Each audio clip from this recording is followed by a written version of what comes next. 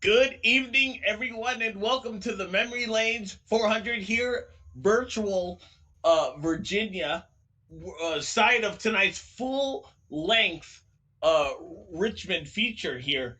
It is your Wednesday night dream team. I'm Alexander Nedd, joined as always by Dave Huckleberry, great producer there. Dave, it's going to be a long one here tonight. Yeah, What do I, you I expect? wish I'd have got a comfier chair. We're going to be here a little while. 400 laps. We've never run the full length here. Hopefully, we can stay green. Long green flag runs. They're only 20-second laps, so it'd be go fast if we can stay green anyway. The, you know, one thing about these full lengths races is that you want to make sure you're around at the end. Obviously, you want to put yourself in the best position there, but you can also find yourself in trouble and it just takes forever to catch back up. All right, I can go through the grid here. Chris Wright, our buddy Chris Wright, is on the pole.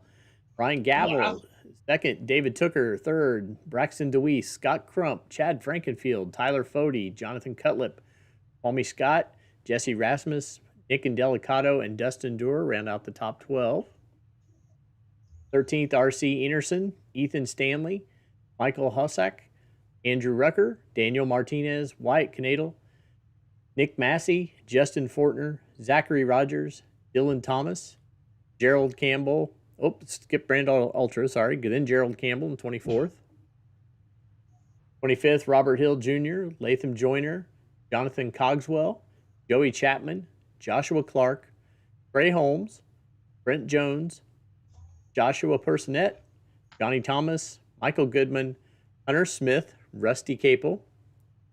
And I think this is everybody after that. Justin Vandermarl, Josh Robin, Mark Rebelis, Michael Klein, Casey Hatch, Kyle Hanshaw, Alexander Gray, Robert Smith, Mark Murphy. I believe Mark is the actual admin. I don't.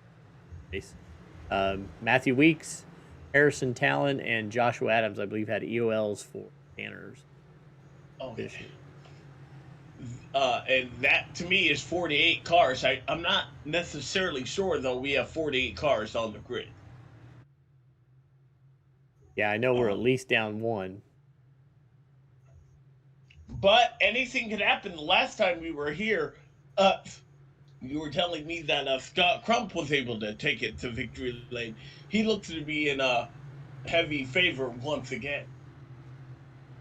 Looks like we got 40 cars rolling on the grid. One car on pit road there.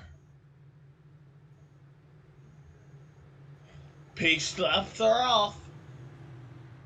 Pace lights are off. 400 laps. Stages at the end of lap 70 and 230. No yellow though. 10 sets of tires. We will be talking about tires here.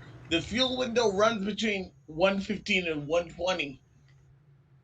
And then there are some ways that you can qualify here tonight for the Memory Lanes Challenge. Top five drivers now already from the Daytona qualify to run for the money of the World 600 event. So a little added extra incentive. Well, grab a seat and get cozy. Barry has the flag in hand. The green is out. We are racing at Richmond.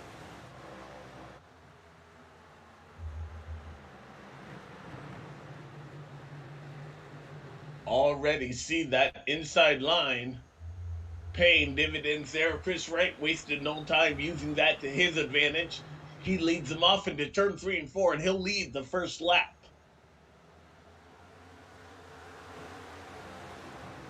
Had a chance to talk to Chris before the race. He said he wanted to stay clean, stay there to the end. So maybe a good way to stay clean is stay out front. But he's gonna. Tooker doesn't want him to stay out front. David Tooker there. Tooker, who has not been with us for the past 2 weeks here. Nice to see him back in action, doing an excellent job, and he'll actually lead lap 2.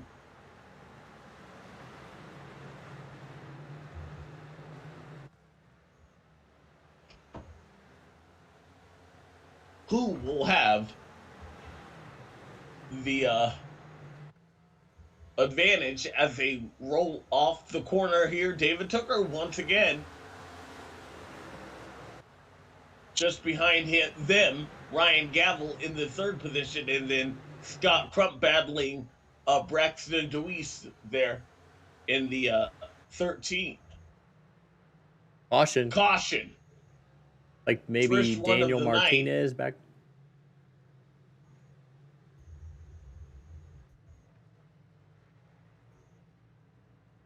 Hopefully just a solid spin.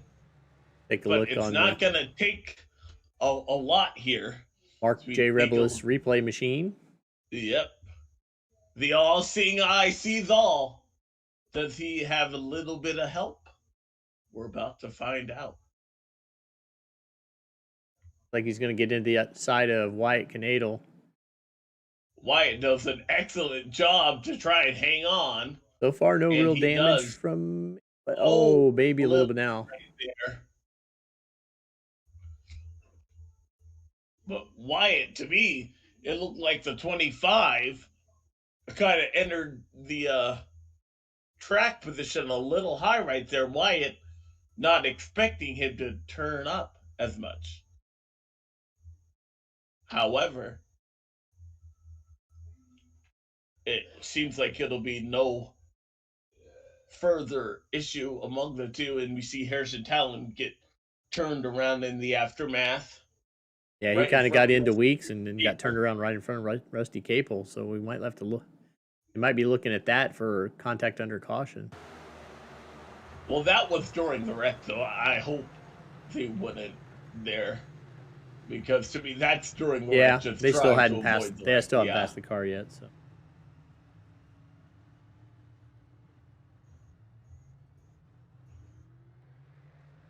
However, I have been wrong before,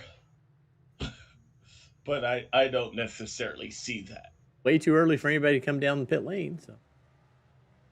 Except for the damaged cars. I think we did have a couple came in. Wyatt Canadle, Robert Hill Jr. came in. Harrison Talon and Daniel Martinez, who had Rusty Capel is in the pits currently. Nick Massey also in the pits. I think Nick started in the pit. Or started in the pit. Robert Hill Jr., hopefully he'll have a much better take this week than he did last week there. I don't think he hit anything he got anything on more. TV the hard way, as you would say.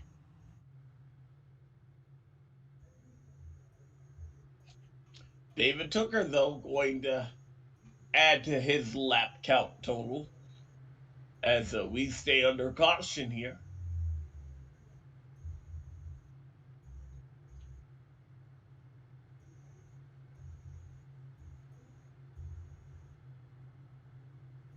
Bump drafting the pace car, it seems. He seems, I should say.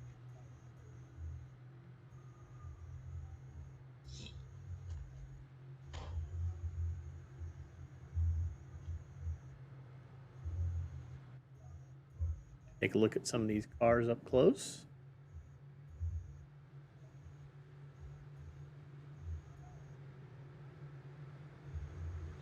Were you able to watch the last weekend's race at Fontana there, Dave? Yeah, I did. Of course, I enjoy the 5 wide racing there. I think it's one of my favorite tracks for any series that runs there. So I definitely wanted to see the last race there. So shame to see it go, but I understand things change.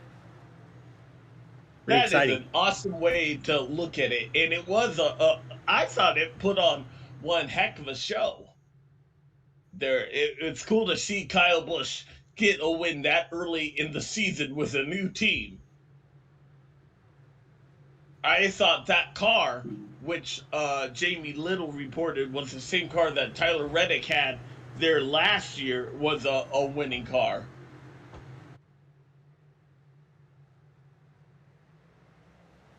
David took her into the Geico restart zone. We are back under the green flag here, and he is off and away, side by side for second.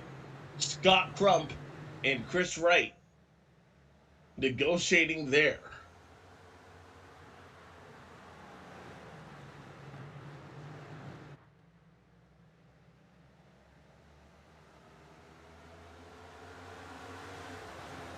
That was an early caution here, but what was tire wear like? Are we seeing a dramatic fall off of tires of their first lap time versus what they're running right now? Nobody had really put in a long run to be able to get an idea on that since the fuel window is so long. Putting together that many laps in a practice for in this league is pretty much impossible. You almost have to be out there by yourself because the practice sessions before a race can get a little wild with guys having fun, you know. So Yeah. a lot of long runs get ruined, and nobody knows how the tires will fall. We'll learn as we go. I know Scott Crump always has really good long run speed here, so 200 lap events that we have, he's always real strong. Of course, our defending champion. So definitely is some tire savings to be had. Defending champion of this race, not defending series champion in case anybody was wanted to hear. Although Scott Crump likes that thought, and the way he's running this season already has a win under his belt.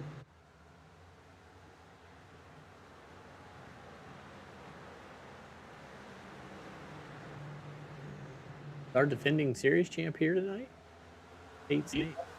I was going to ask. I don't believe he's here tonight. Is that'll put a hurting on him in the points. I know I did see him run something this week, so I think he did make it home from Daytona a couple weeks ago. And he was with us last week. So hopefully he didn't have to make a trip back down to pick up something he forgot or court case or something. You saw briefly in that shot our last week's winner, R.C. Anderson,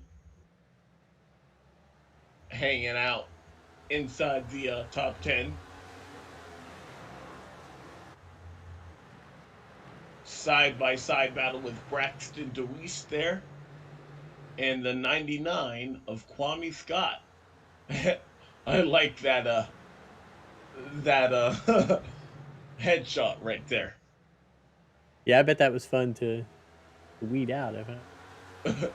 Use technology to go around there, but that pick, is that a pick in his head? Yeah. Yeah, I'm having fun with it. These guys are having some fun with their pictures. I kind of like it. Added a nice touch to it.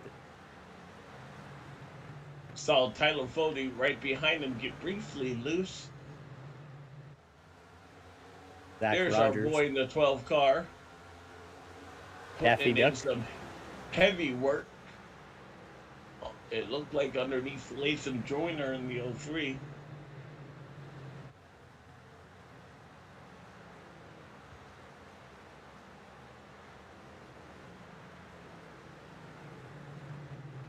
Michael Hossack running pretty well just outside of the top 20. And then Joshua Clark. Up a little bit of blinking. Who was that? The 30 car. Dylan Thomas. We'll want to keep an eye on that. Hopefully. Not too much of an issue as you see some smoke ahead. Even 20 laps in, these cars are starting to find out their handling woes.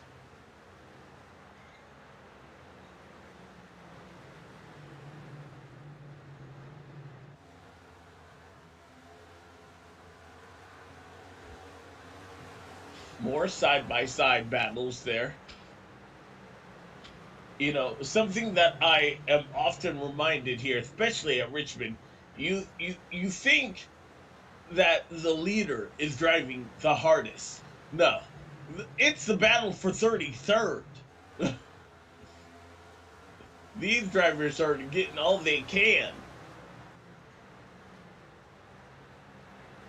Latham Joyner getting under Dustin Dewar there. And good save. Briefly hangs on to it.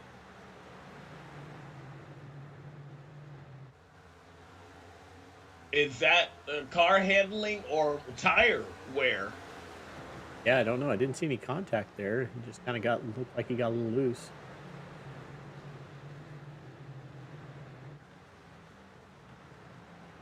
Whatever happened, though, he was able to remedy it that lap. David Tooker has pulled out to a 0.3 of a second lead over Scott Crump, last year's winner. Look at the sun shining off that beautiful gold chrome. Bucks machine. Hey, does this track have lights? I don't know. I think so, because I think they ran this at night last time. Yeah, I was joking. I wasn't expecting you to take me seriously. Sorry there, Dave. I don't know. Here, I could probably tell. Let's see. Let's go to Blip Cam. Blip Static. Yeah, I see lights all around the top there. Yeah. We're good. Hopefully, this race will end under the daylight, though I don't know exactly what time we did it. And if it's under real time. So it tells what time it started. Does not. It says partly cloudy. Yeah. I don't get my hopes up. I always see that where it says it had a chance of rain, and I haven't seen it.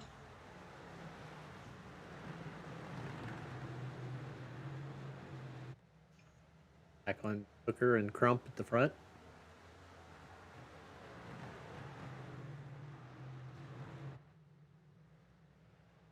Well, we're only on lap 28. We've got to describe 331 more laps of this, so we'll take a quick break and leave you with the sights and sounds here at Richmond Raceway. Don't go anywhere. You're watching the JoinABS.com Cup Series.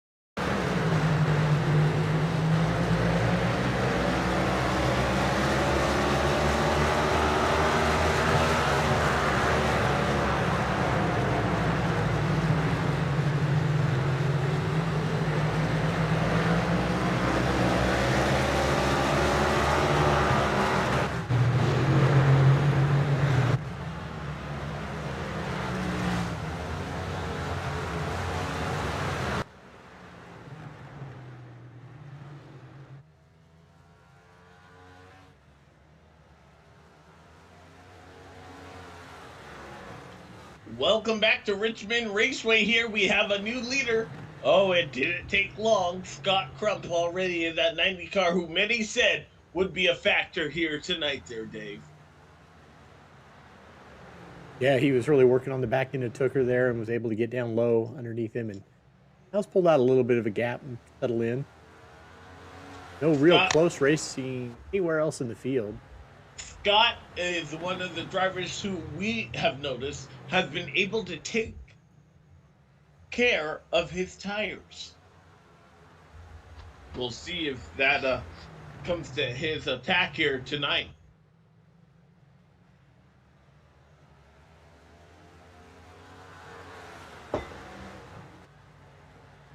But yes, currently not a lot of close racing here.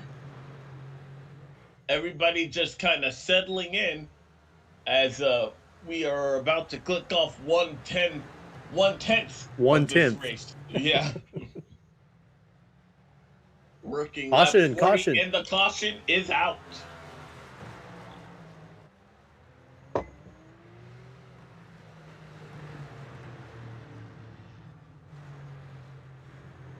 We'll see what triggered the yellow here. Trying to see who it's on.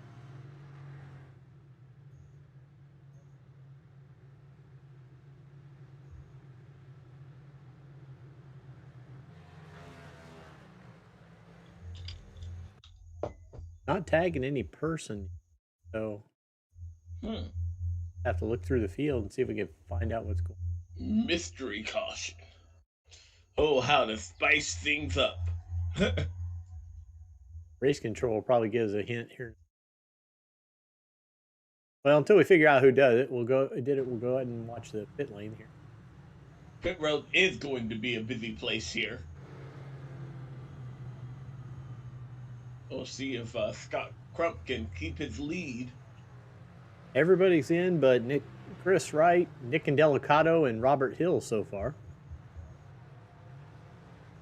25 and the 84. An older one. Scott Crump will win the race off of pit road. He'll spin on the 45, so that's Brandon Ultra. So we'll go back to Brandon Ultra and yellow. They're in the red, white, and blue 45 car. Throwback to Kyle Petty. Was it a self spin or did he have help? Well, he just got looks like he got loose and then he helped right there in the 26. Fully helped him around. Contact with Weeks and Dylan Thomas up there at the top a little bit.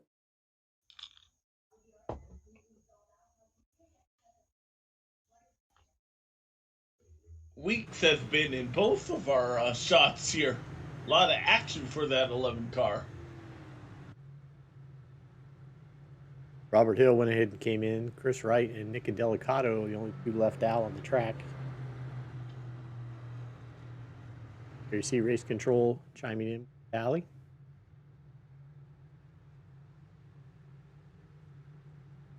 Keep in mind you can only receive 2 of those before you are asked to park that event. 45 has 1, and it's pretty early. I want to thank our off-tracks administrators now this year. Mark Murphy doing tonight's event. They're now doing those updates that you see on the screen directly from race control, so that makes it a little easier. I don't have to listen to try to decipher what they're saying and then type it up. So yeah.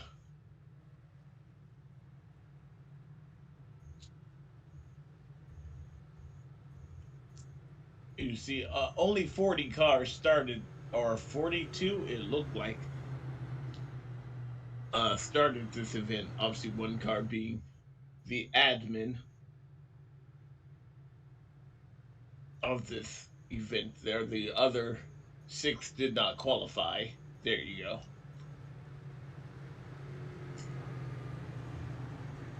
There was 1 car with a 3-digit number there.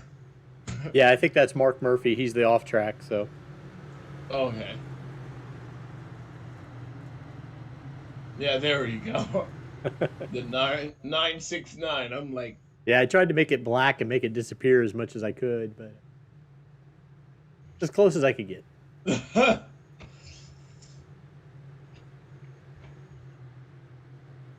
was reading something interesting. Oh, I don't remember the stat about NASCAR not allowing three-digit numbers. We're going back green. Here we go. Chris Rank leads them back down to green. Two cars did not elect to take any type of service. That's Chris Wright and Nick Indelicato.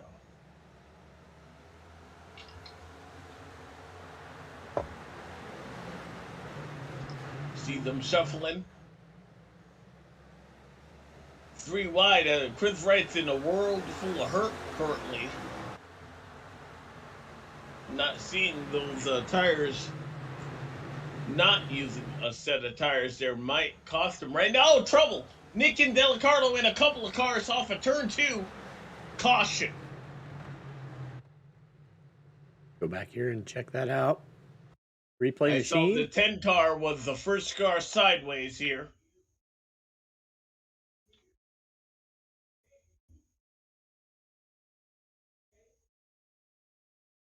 That's what you call a jam session. Yeah, it looks like Jesse Rasmus gets into the back of him. Yeah, but Nick just doesn't have the grip, the feeling he need the security he needed in his car to get back on the gas that Jesse Rasmus did already, having 4 fresh tires on that car. So don't know if I necessarily put the blame on the 70 car. He was just ready to go, and the 10 car unfortunately was not. Go in car with him here.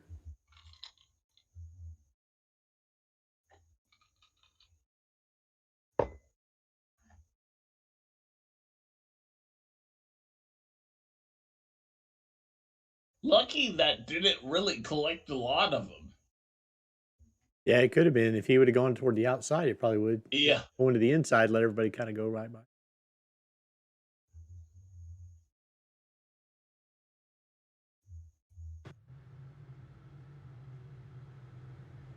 So, caution out for the third time here tonight.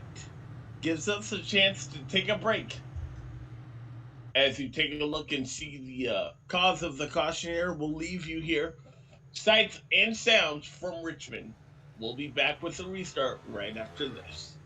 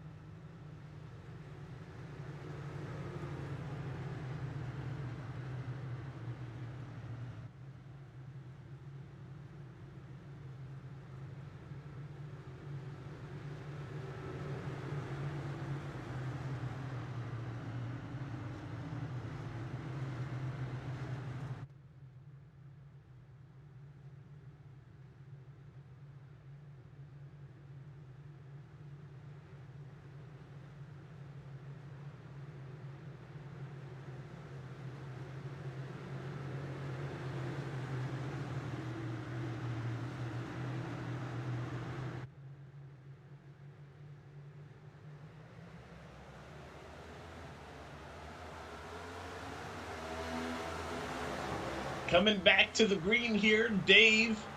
Thank you so much. Scott Crump leads him down, and he'll take the lead under the green flag here.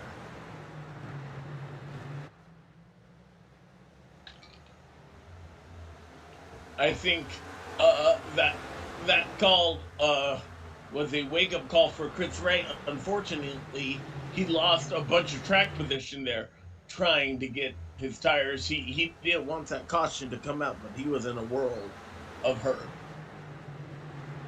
He was hoping to use fresher tires to his advantage, but that did not play out for him, our pole sitter. 13 car being kept an eye on for blinking. And Stanley and Tyler Fody in a little bit of battle there. Ethan Stanley, our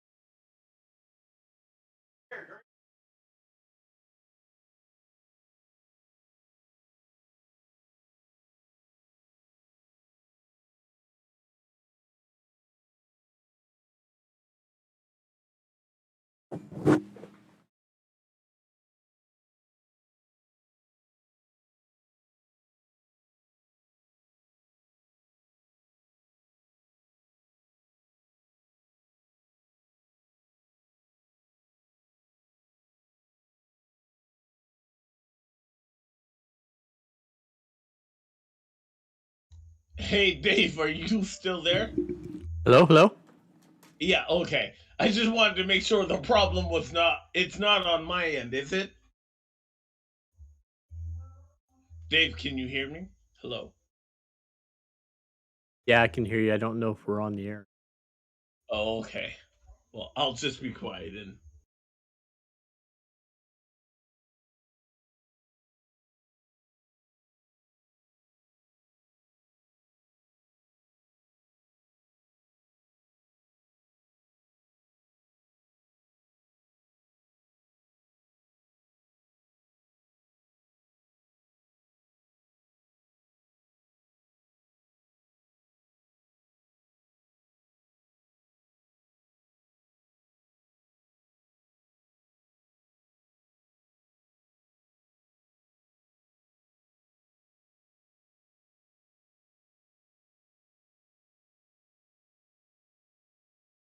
I think we might be back live. Somebody in the chat, let me know if you can hear me.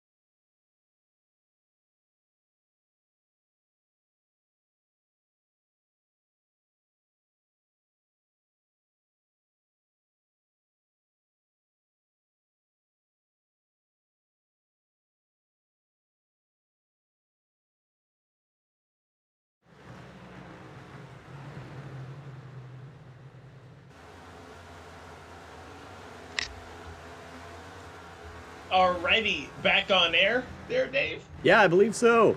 Alrighty. Power Sorry power for issues. that. A little bit of power issues here, but you've not missed much. If anything, Scott Crump has extended his lead, and we're on now lap 70 of 400. So looks like that was the end of the stage. You have no caution for the end of the stage. Yep, the end of stage 1. So just in time there, perfect timing there, Dave. Scott Crump will win stage 1. The next stage is lap 230.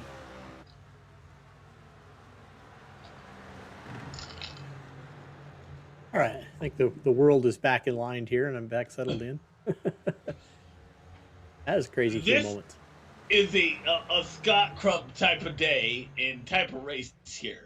If we're talking to him last, it's because he's run a flawless race, and I can't say I would be shocked. He just this type of racing and these type of races seem to really suit his driving style.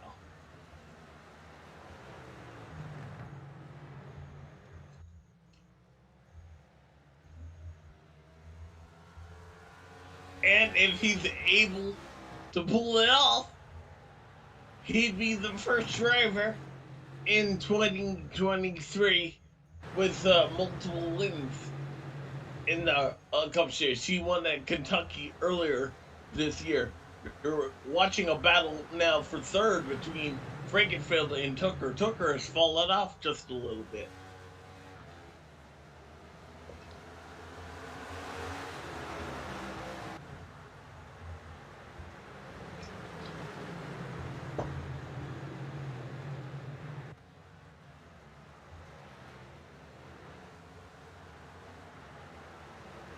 And to everyone watching, my apologies. We just got our fourth caution flag of the night. That'll slow this racing action down once again. Go back and see maybe Harrison Talon involved here.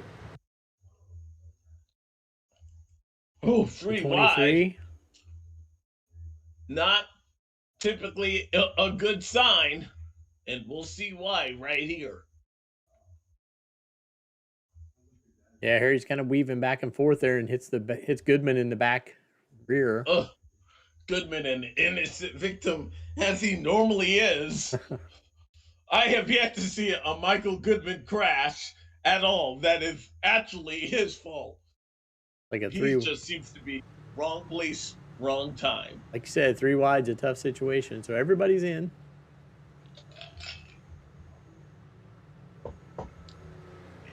This will be their second set of Goodyear tires here. I don't believe any cause for concern. As we see, I believe that's iRacing. Some drivers have to share pit stalls. And that's why we saw the 11 inside the 19. I'm assuming that was the reason there.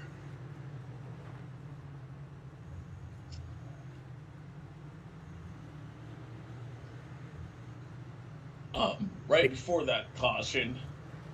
And it looks like Harrison Talon will get that tally there. I was just about to say my apologies. I wanted to give a little bit of a personal account there.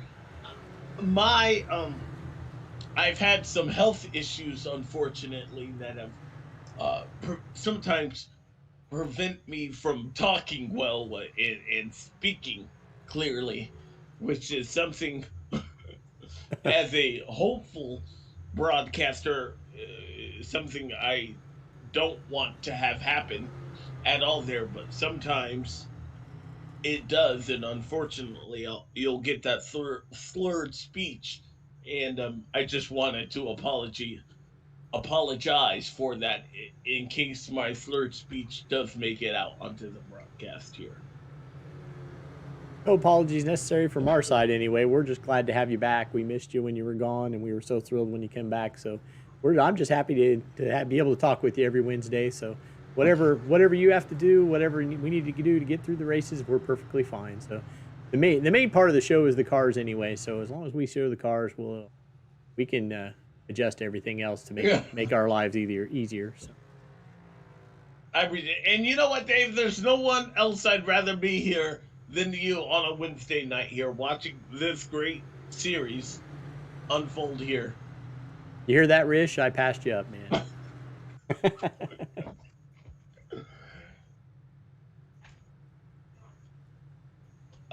But yeah, I just wanted to say that in case it does happen because I have noticed myself, and unfortunately, it's just something my doctor says I'm gonna have to work through. So.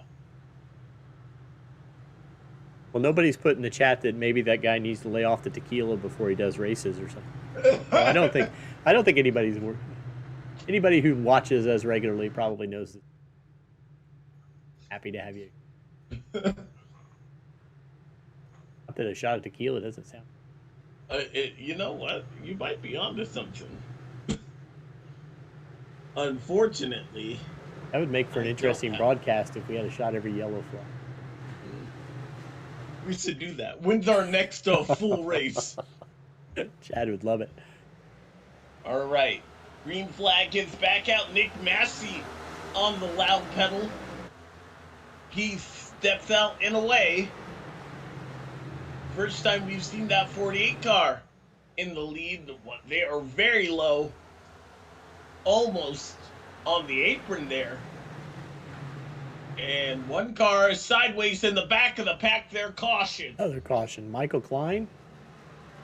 Come back, take a look here. It happened toward the tail end of the field. It was a black car. It might have been that 09 there.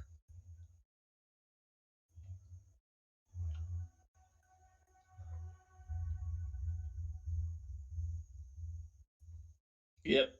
Just got around on him. See if he collects anybody or if it's just all by himself. Spin. I thought it was just him by himself, so yeah. Thankfully doesn't do, but turn 2, man. The virtual fans, if you bought a ticket there, that seems to be the money maker.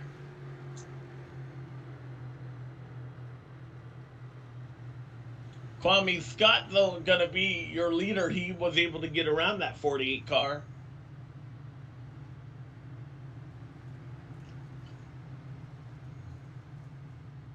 I'm trying to write down the names of people that have gotten tallies so far. This is just our 5th caution, so still kind of early here, as we have yet to reach the centennial mark of tonight's race.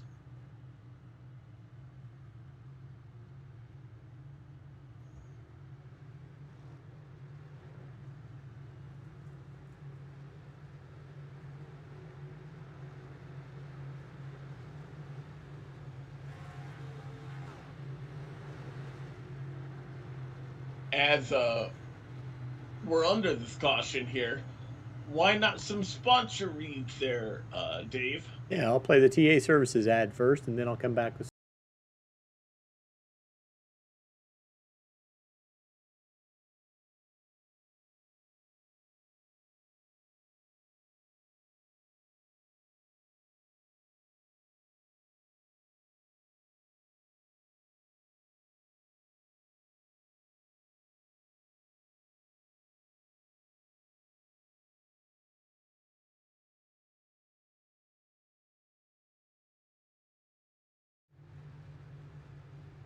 That was TA Services, one of our premier sponsors.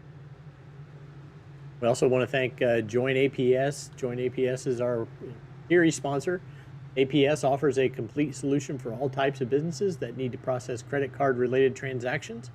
Their industry-specific solutions provide the best options for your business model. They have experienced client service representatives who understand what your processing needs are. I think we may be close to going back, so I probably check the pace car a little bit. Yeah, I still got you. I can get him one. Blue Egg Marketing. Blue Egg Marketing is the marketing department for small businesses. We're your marketing department. Small business owners, Blue Egg is your biggest fan. And Worldwide Technology Raceway, motorsport racing facility in Madison, Illinois, just sites of South St. Louis, Missouri. Close to the Gateway Arch, they host a NASCAR and Truck Series, open wheel, Trans Am's, SCCA, and Porsche, and they also have a Artplex facility at the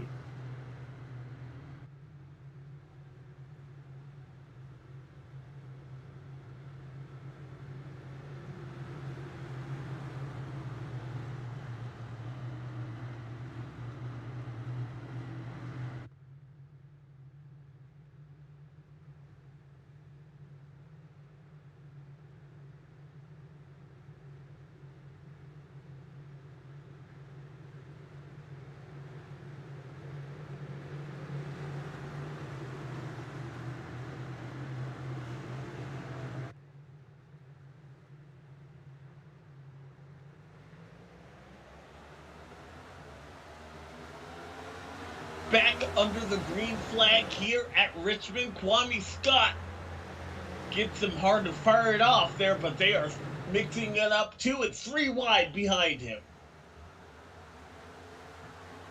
Couple of cars there blinking, but we get out of turn 2.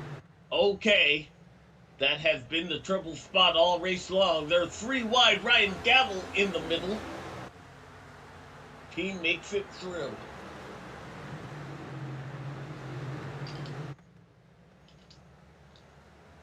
Whoa, Tyler Fody, a little squirrely there. Gavel gets by him. Chad now making it 3 wide with Gavel in the middle. There's a shock as they continue to fan out. I'm looking at the gaggle of cars just outside of the top 10 here. There was another red car, a Chad lookalike. Is that Chris Wright? Oh, he got a little bit loose, and another car into the wall there. Yeah, caution. Caution is out for the 6th time here. Johnny Thomas, Can't maybe? say I'm surprised, though. They were mixing up pretty hard in the back of the pack there. I think I saw Andrew Rucker get a piece of the wall, and yep, he did. And Johnny Thomas gets collected just running by him.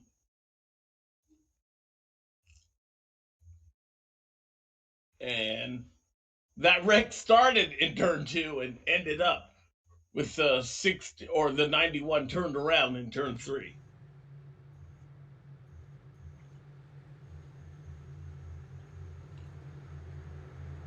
Lucky dog coming around.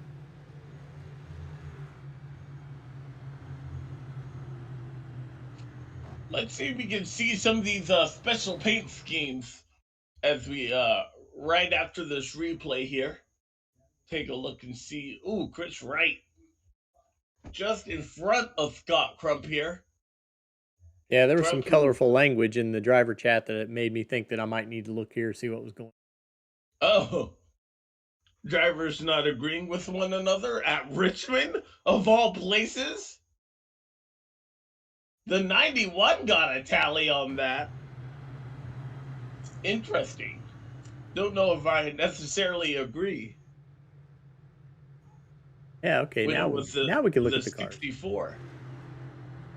But yeah, you had mentioned some cars had a Looney Tunes paint scheme. There's Jonathan Cutlip. Yeah. He's got Marvin the Martian.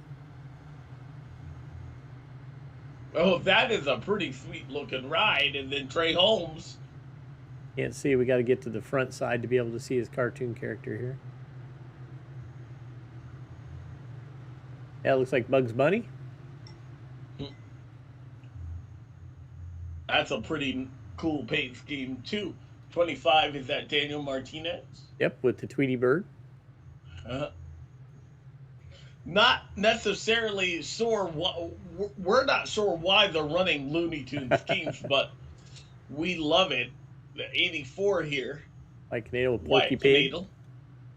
See now, does that violate NASCAR obscenity standards? Porky clearly has no pants on. He's got a jacket on. He's got a hat. But Porky has no pants on, and he's on the side of a car. Oh, no. Has that been? That's even the thing. People say that you're Porky Pig in it if you wear a shirt and no pants. So. Oh, okay. So Winnie the Pooh is Porky Pigging it? Yep. Yeah. Okay, then. That's the ones that are Looney Tuning.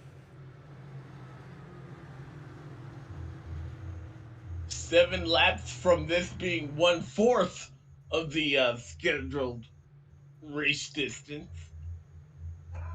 Robert says I missed more of them. He needs to tell me what the other race crew is that has the Looney Tune stuff. Must be maybe Mountain Man. We'll catch him the next caution. I'm sure there'll be a next caution. Nah, we're gonna go green to the end. I believe.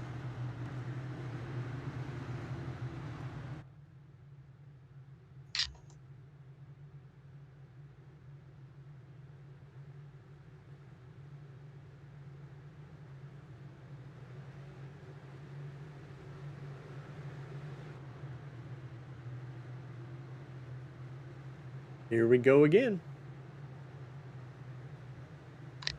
Getting set there. Kwame Scott got a pretty good restart last time. He'll get it again. First 3 cars are able to take off there on that inside line. David Tooker, the first car on the outside line. There's Dega making his nightly Wednesday appearance there. Yeah, I'm starting to worry he wasn't there tonight. Oh no, he's there. I don't know what has him upset. I just asked my fiance for a glass of water there. Apparently that has upset the dog. Holy moly, looks like almost 4 wide back there. R.C. Anderson. Oh, there's Dustin Durr around. Tried to crash. Doesn't get the wall there, but has to merge back into traffic. Losing a ton of spots. Looks like it did maybe cause Michael Goodman to go off the course here, maybe.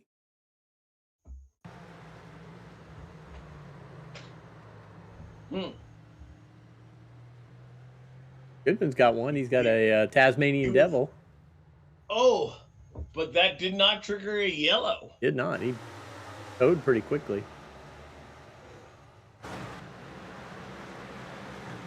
There's our pole sitter, Chris Wright, in the thick of things.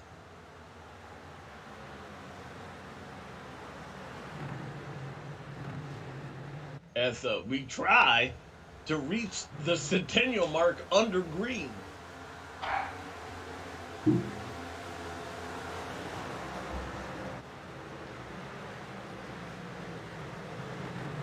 Lots of close action coming off that restart. Oh, contact there with Hunter Smith. 26, Justin Fortner as well. Everybody's squirrely right now. Yeah, there's a lot of action right there. As I said before, the person driving in first place is not necessarily driving the hardest there. It's these cats and dogs fighting for 15th on back.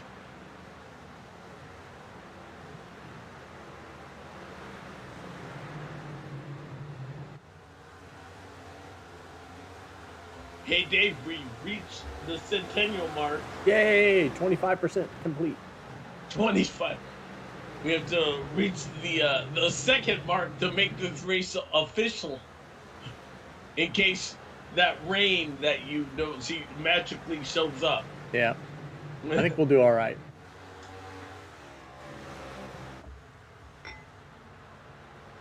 Kwame Scott trying to make good on my go green to the end promise there. He leaves a determined Ryan Gavel and David Tooker right behind him. David Tooker going to take a look to the inside here. Nothing there. That turn.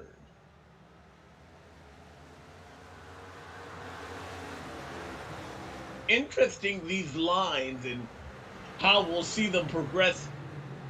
Not necessarily higher, but just around as the run wears on. If we get a long green flag run, remember the lap. These guys are kind of painting that yellow apron line. It'll be interesting to see if they stay there for the entirety of a fuel run.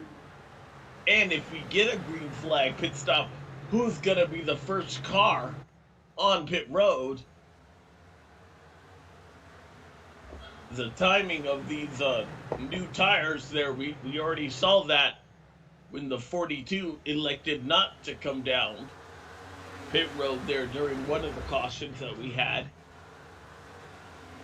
Yeah, Nick Nick Massey's out there on Massey tour. way up the track. He's out there on 65 lap old tires. He last came in at lap 40. He's kind of dropping like a rock. And look where he's running in that extreme high lane.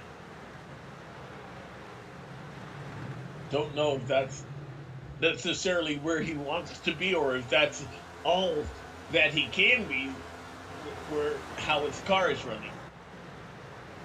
Yeah, so you were asking earlier about the time fall off. So he's running about a second and a half slower per lap than the cars with the newer tires. And that'll put you in lap down territory pretty quickly here when the lap times are only 20 seconds.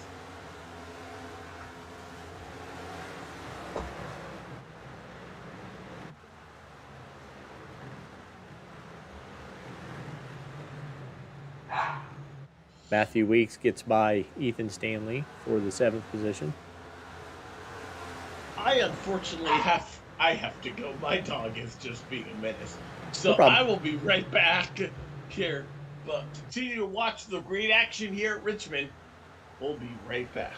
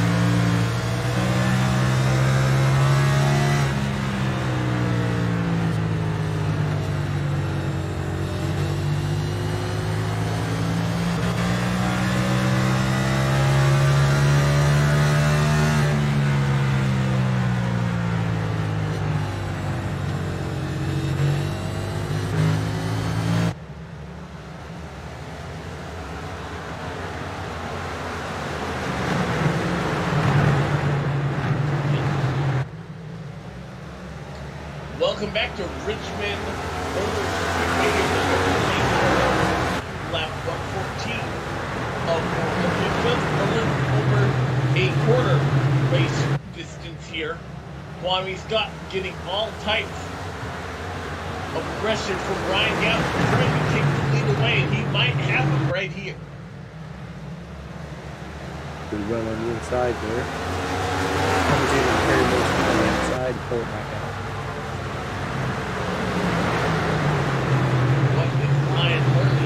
Inside the race car that will help get him around that race car in front. Let's go see.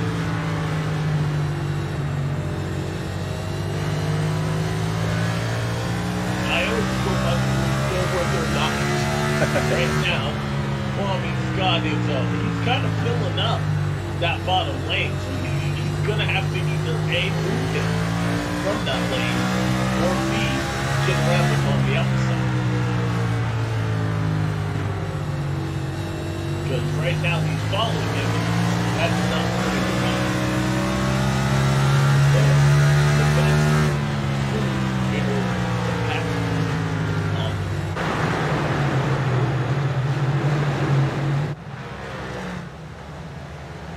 Back through the field here. First battles. Chad back here. Battling with Matthew Weeks.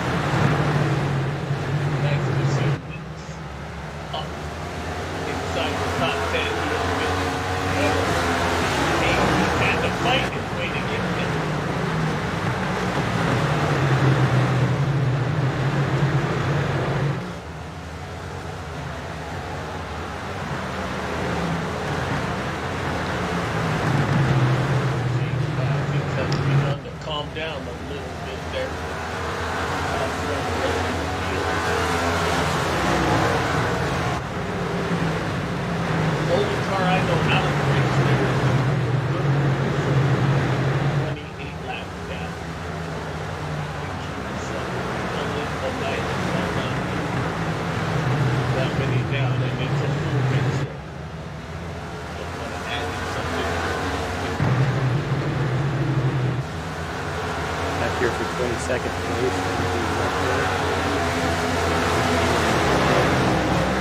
Joey Chapman.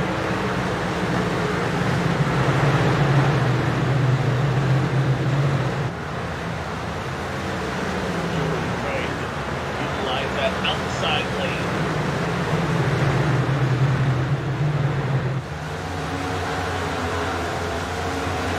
My little league car was cool. Also, looking at the paint scheme tonight with some cartoon characters on it. Maybe Daffy Duck and Zachary Rogers. And Ramon 21. Like you got Pepe Le Pew. There's some pretty tight paint schemes. How they got them, or how they got them.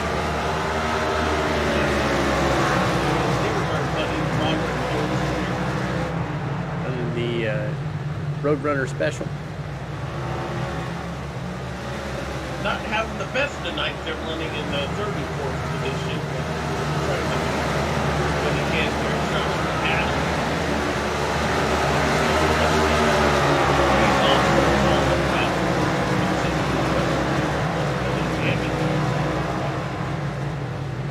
he's in the 38th. He's driving a cartoon character, I think, that's not allowed to be on TV anymore. Speedy Gonzalez.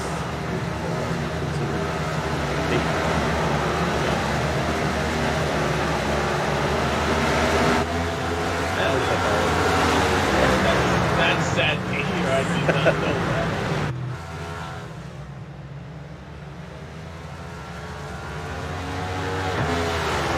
Jordan has been able to drive away from any advance Ryan Gallagher has put on him, and he stretched it out to about half a second lead.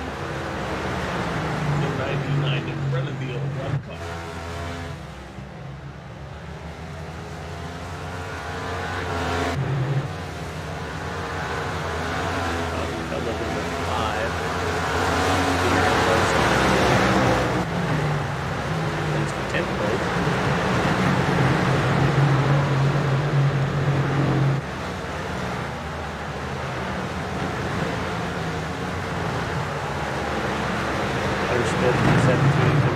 Rogers with 12.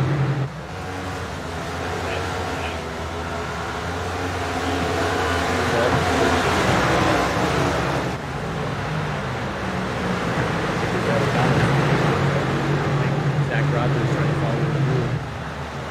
Nick, who had that spin earlier trying to rebound, have done so nicely inside the top 15. Not a lot of damage on that 10 car. Maybe it was down to something in still. What I would call consider the early portion of the race. Oh yeah, we don't even have one.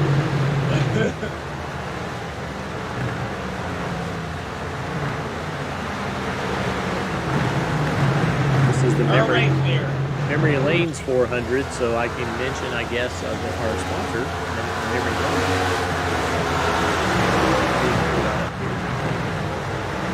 And Memory Lanes, the heart of Athens, Wisconsin, a historic building with a modern-day touch, a place where young and old come together. What truly gives Memory Lanes its character, though, is its owner and operator, Randy Big Balls Bowling. And I think I read recently that Randy's going to be retiring, going to be putting his balls on the shelf, so to speak, and stepping away from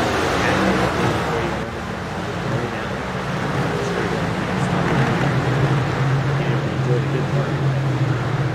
Thanks for everything you've done, Randy. Sponsor us, and hope you stay around and visit anytime. Thanks for all the Memory Lanes races that we've had throughout the year. Alright, we'll step away from it. We'll be back.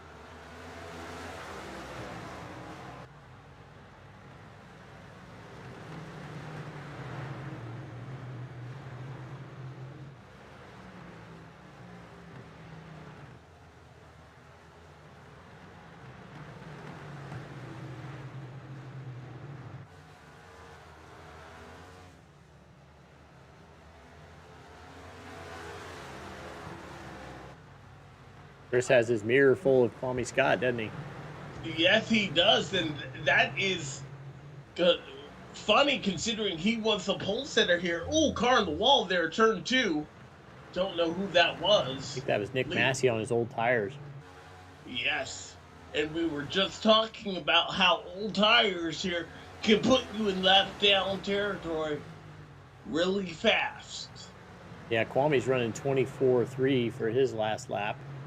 Just passed Chris Wright, who ran a 4.7, so about a half a second off the pace. But his lap, he hasn't pitted since lap last 47. The 42? Yeah. I was going to ask, when do you decide to go down and cut your losses and go down on pit road there?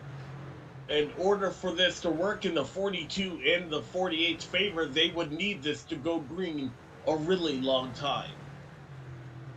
And they would have to go down pit road now.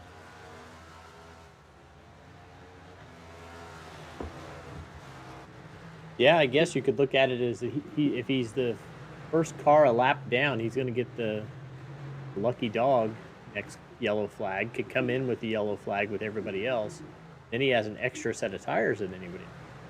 That is true, but it'll be at the end of the lead lap. The window for him being the first car one lap down is slowly dwindling, as you can see by this camera shot there. The next car one lap down is only but if a turn in front of the 99. Gavel kind of bumped in the wall there. Scott Crump, one of the best at managing tires, now trying to get up to the second position, and looks like he will do so. Trying to run down that 99. Yeah, all these guys last came in at lap 76, so they're pushing almost 70 laps on these tires.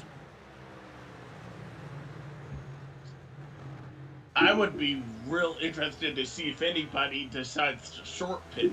The problem with short pitting is that you're gonna go a lap down under a green flag pit stop here. Caution. And speaking of caution flags, we have one there. Trouble on the back stretch, it looks like. That might be good news for our pole sitter, Chris Wright. Bad news, though, for I don't know exactly who that was that brought out the caution, but we'll find out on the Mark J. Rebelish replay.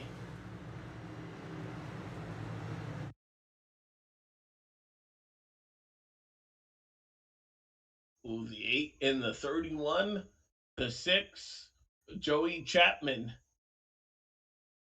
is going to have a self-spin there. He spins out of frame. Oh, and the Joshua Adams and the 84 can't avoid him. Wyatt Kneedle getting a piece of the action late.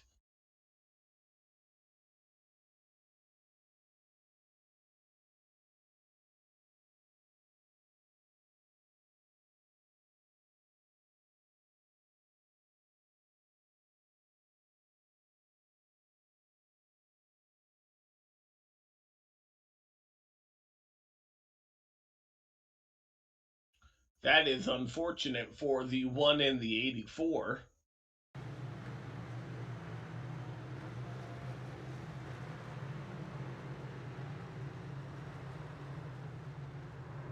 Oh, Dylan Thomas spun out trying to come into pit lane. Now, he didn't really spin down pit lane. He kind of spun up onto the track, but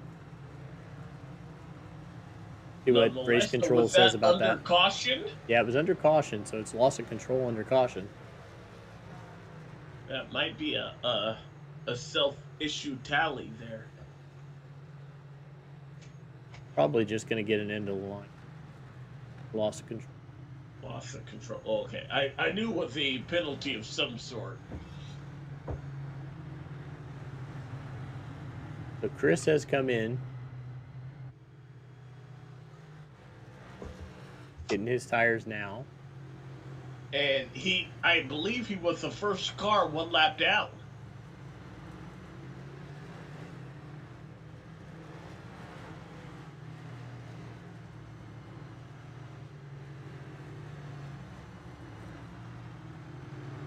So they'll have to start at.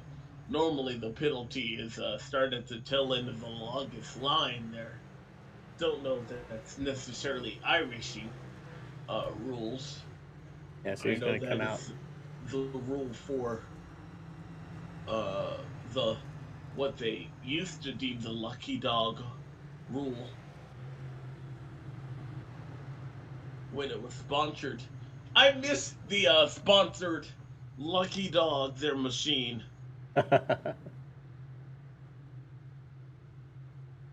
Matthew Weeks up into second. There's the end of line for car 30 for loss of control.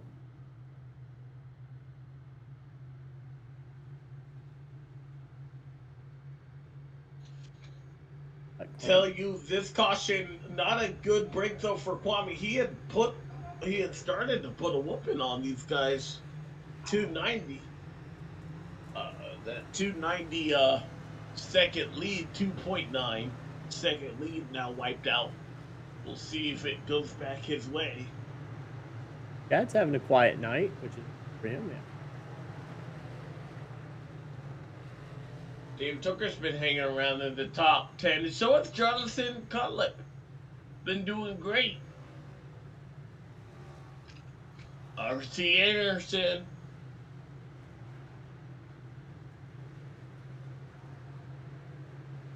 Zach Rogers in the 12 car.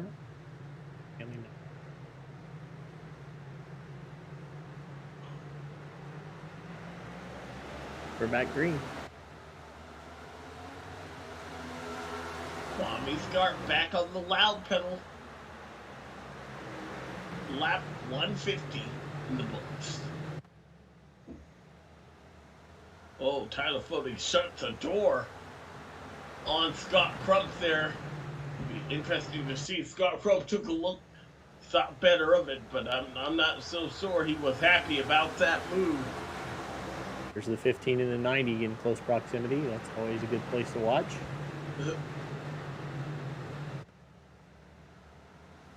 Still side by side anywhere in turn 2 on a restart is pretty close to watch.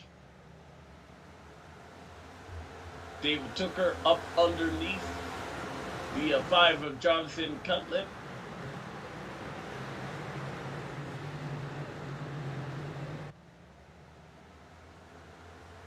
Jonathan doing all he can to try and hang on to a top 10 spot. He'll do so in the 9th position. Hunter Smith right behind him, though, wants that position more.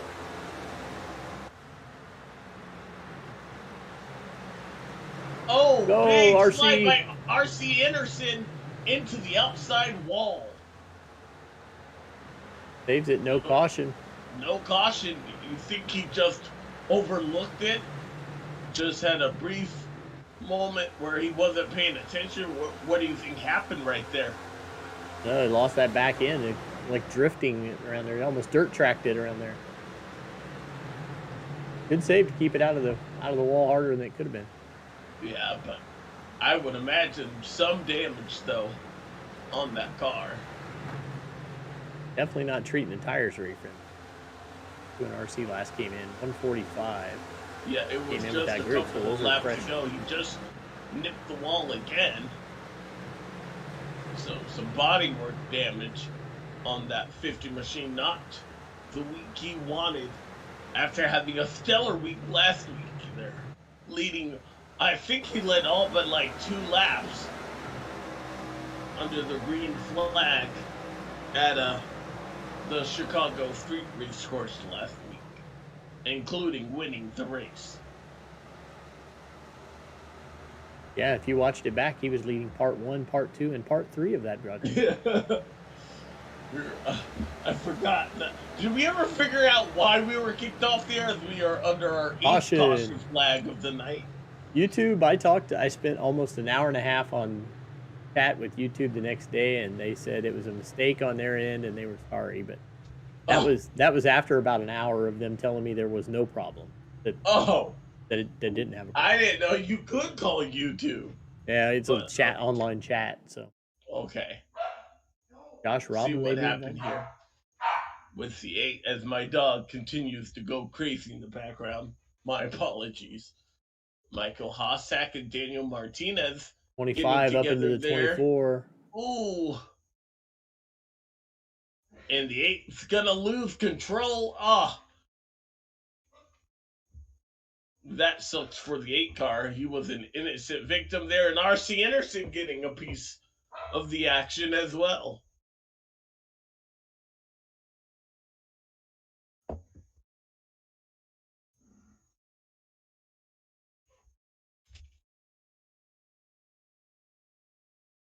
Let's see Michael Hossack.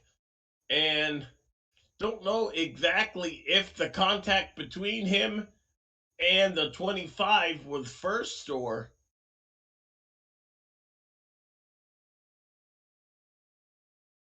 That's an old Was update. I think the 25 is going to get it. I would hope the 30 has learned his lesson and didn't lose control again, but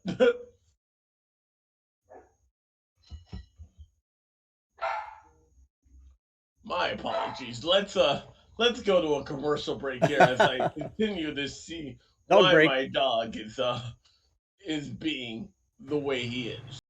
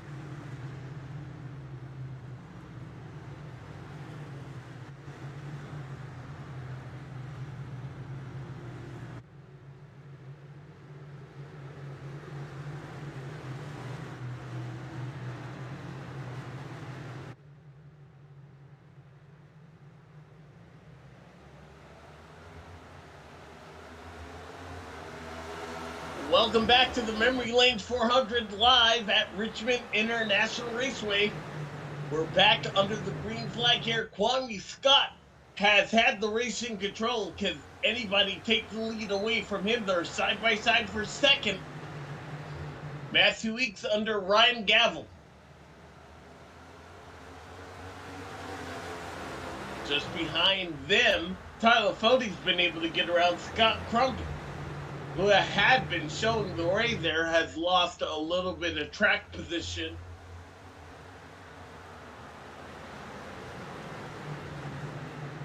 And Chad Frankenfield. Starting to get all the big names toward the top, aren't we, again?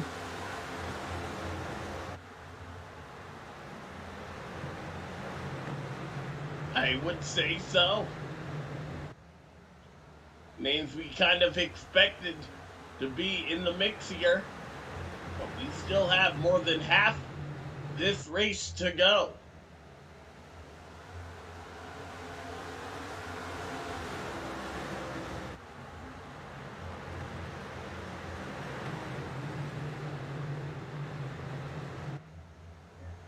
Ooh, Nick and Delicato.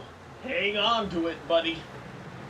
Almost had a moment there out of turn 2. That tricky turn 2. Don't know what is about that corner there, but it's gotten a lot of them here tonight.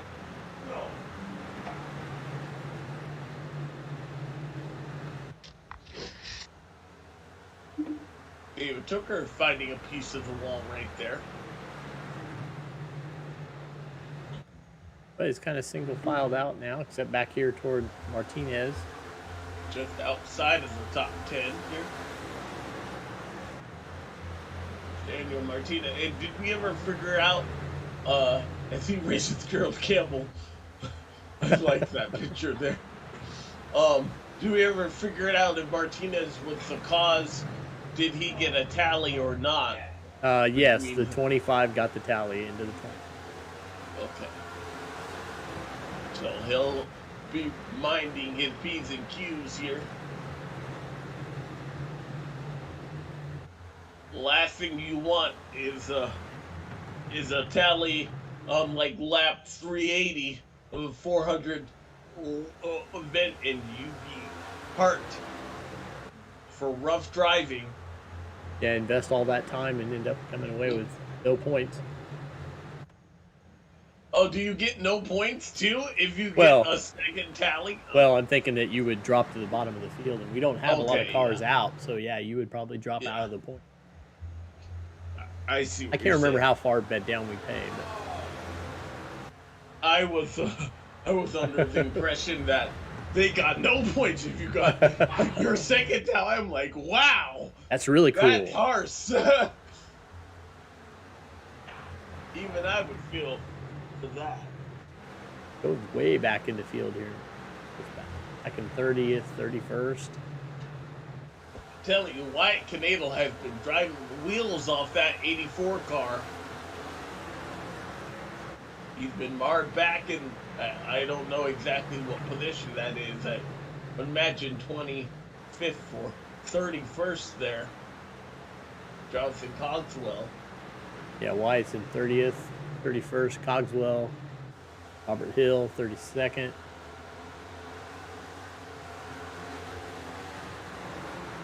Hopefully Robert knows that you do better if you get toward the front of the field.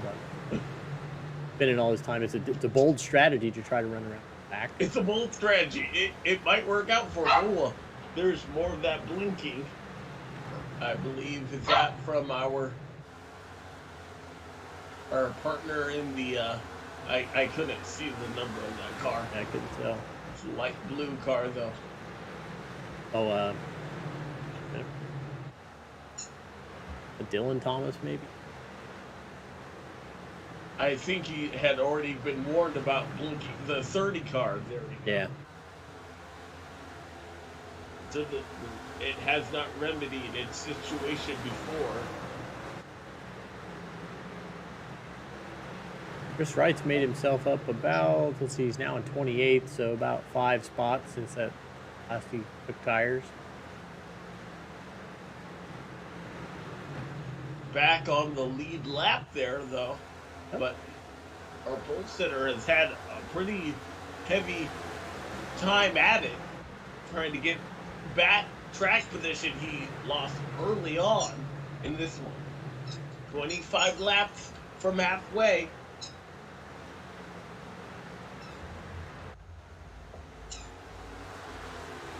Billy Bommy Scott wishes this was a 200 lap feature. He's been putting them down, but that's only half the battle there.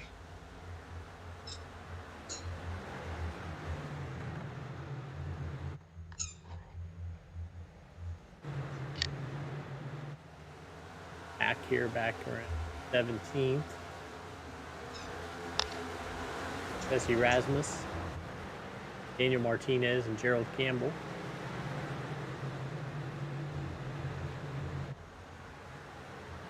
Gerald has had a not eventful day, just a quiet day. Hasn't made much noise there, but he's running along in the 20th position. And sometimes a quiet day is all you can ask for at a racetrack you perhaps don't like or have the best race car there. Just a quiet day is what you need once in a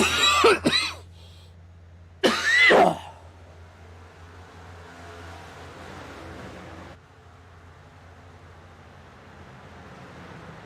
Kwame Scott, though, still showing the way here at Richmond.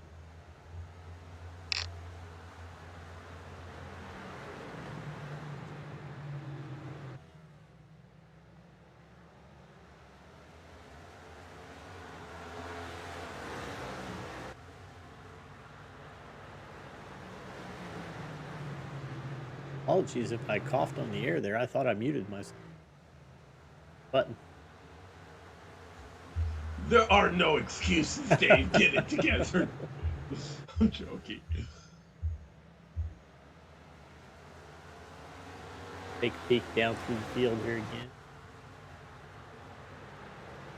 Joey Chapman. Chris Wright. I think we might be able to leave you with some sight and sound. 33 cars are on the lead lap, but we'll be right back. We're clear.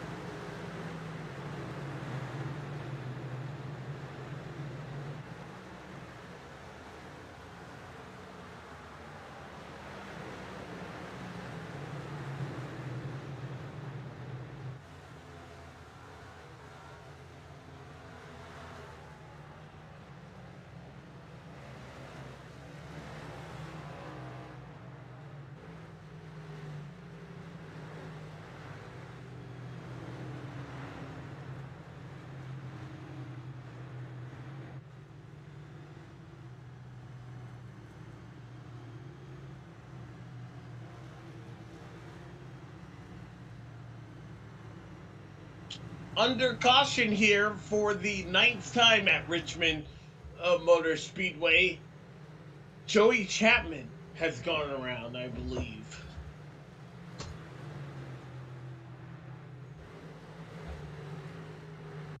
Check it out on the replay machine here.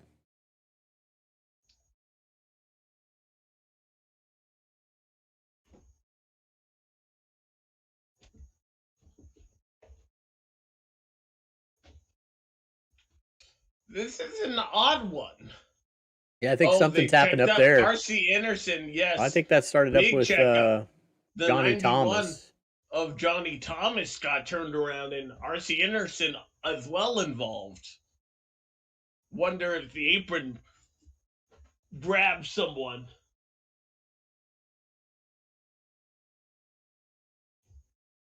RC gets into the back of Gerald Campbell. Gerald Campbell right there, and then the 30 gets into the side. Oh, that is a hard hit. RC 50 with the tally. that was a hard hit. I'll be surprised to know what damage is on that 50 machine, man. Things have gone from bad to worse for our last week's winner. Yeah, it looked like Johnny was going to get by this, and then RC kind of comes bouncing back off the wall and catches him. Yeah. 30 got a pretty good lick into the outside wall as well. I think that kind of took Thomas by surprise, too. Oh my Yeah, he hit goodness. the attenuators, the barrels at the end of the tire wall, or the pit wall. Thankfully that this is virtual, because Yeah, that would that would be one hurt. heck of a cleanup.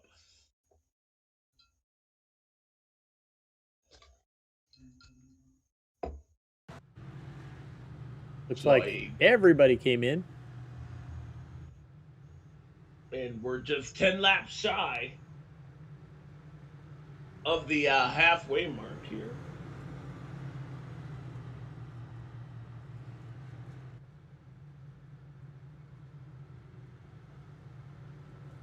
As far as we have on the lead lap now. More than 30. 3, maybe? 30. I think just 30. So maybe not more than 30, maybe exactly 30.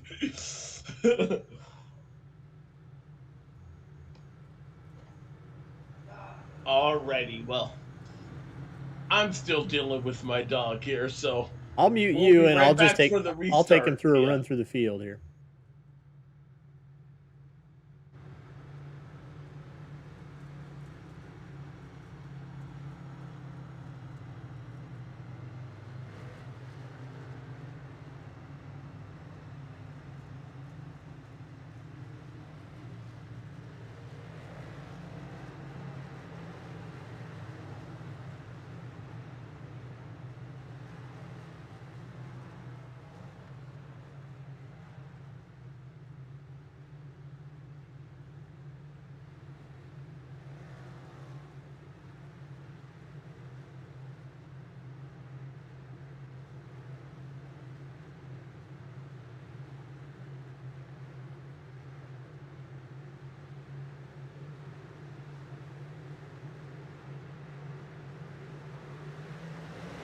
Green. And yeah, we are back under green.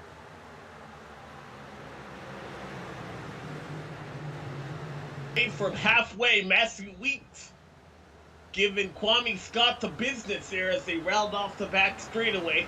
We'll see who has the advantage in turn 3 and 4. Oh, Kwame just got hugged by the wall there, but Matthew buries it in deep in turn 1.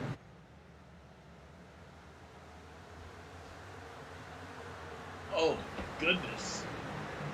Kwame barely gets to the inside there, able to block off the advance by Matthew Weeks, but there is still a discussion to be had for first, second, and third. You see Ryan Gavel also in the mix. It's kind of weird. Your internal clock feels like, we should be very late in the race and it's time to go, but we're not even halfway. Yeah. We're reaching that point, though. How many cautions have we had? 10? Hopefully that's not indicative of where we stand there. Or indicative. Indicative. Yes.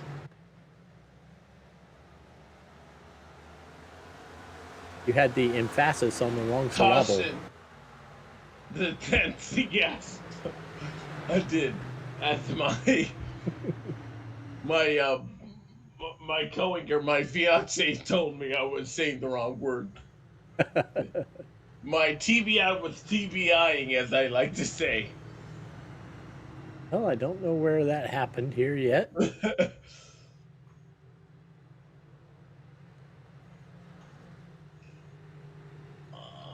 Looks like we are going to complete the 200 lap mark under caution.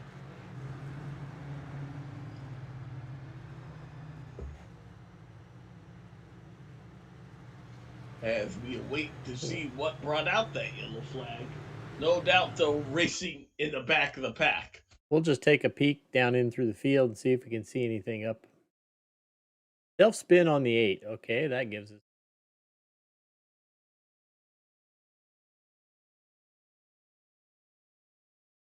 I don't see the 8 in the shot here. There we go. Oh, He was down looks on like the the apron. 8 was just getting off of pit road there.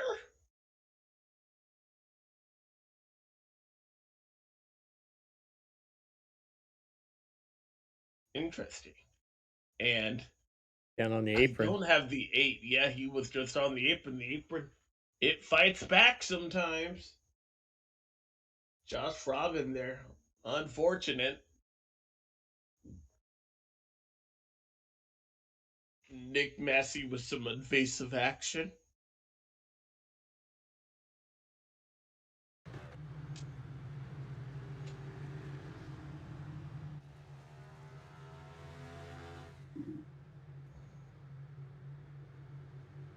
Ten cautions and half a race. Yeah.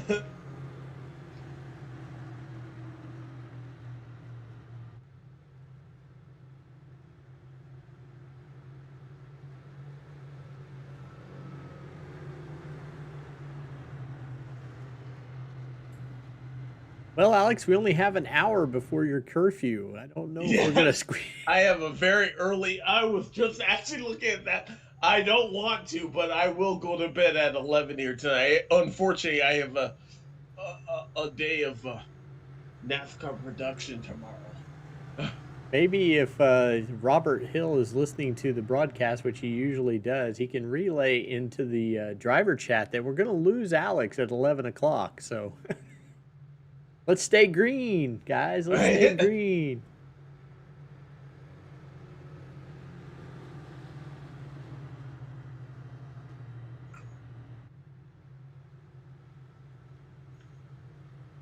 Unfortunately, I don't want to go, but Hey, I. I'm sure the other job pays much better than this one. That's understandable. Yeah.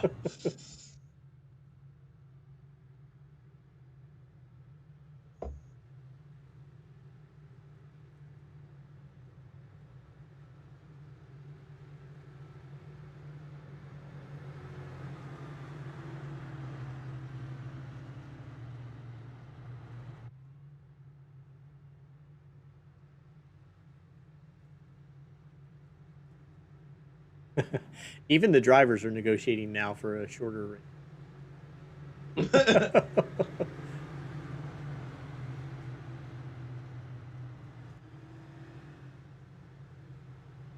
I'm sure we could always just pick an arbitrary end of the race and say, okay, this is what we're racing to.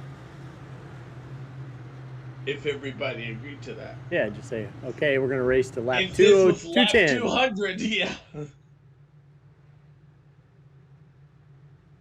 Or you just run it out like it's an endurance race, right? And you just say time wise. So at 10:55 p.m., 1 lap. Mm-hmm. All right, back to green. All right, well, Kwame Scott and Matthew Weeks here. They've done the hard work. And we are officially past the halfway point.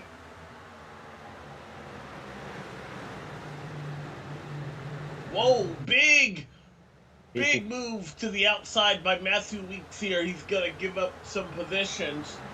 Chad Frankenfield gets into the side of him, and he's still riding that third line. He needs to get down in front of somebody. There he goes. Nick Indelicado, an excellent job to go from a spin to inside the top 10 here. 3 wide there with Ethan Stanley, Jonathan Cutlip, David Tooker. Normally 3 wide doesn't work. It looks like Tooker was able to yield that position. Don't know if he necessarily wanted to, but he did. This battle raging just outside of the top 10. Ooh, a couple of cars getting loose there. Daniel Martinez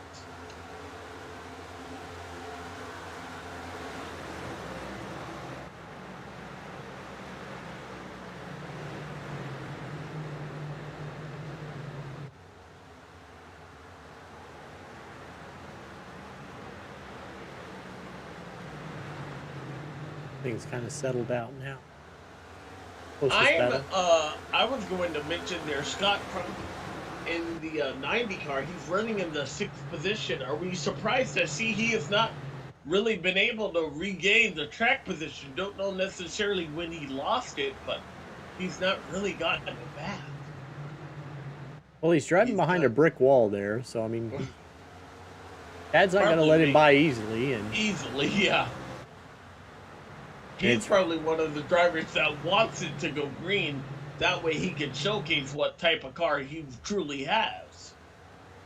honestly, we give Chad a hard time, but I mean, you really have to, with only just past halfway, you got to go risk and reward. So is it worth risking trying to get around Chad knowing he's going to push you hard, or you just run behind him for a while? Save the risk for later.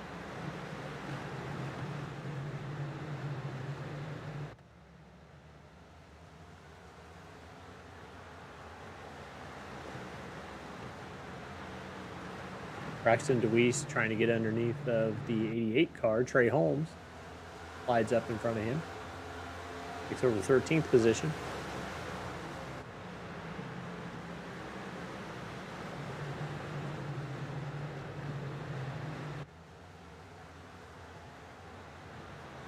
Personette in the 18.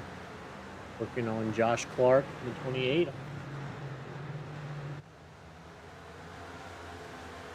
There's Chris Wright, back up to 18th. Yeah.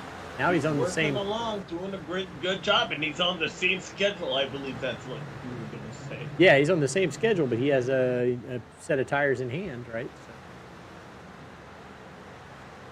So. I believe, or yeah, you're right. He does have an extra set of tires, so maybe that'll.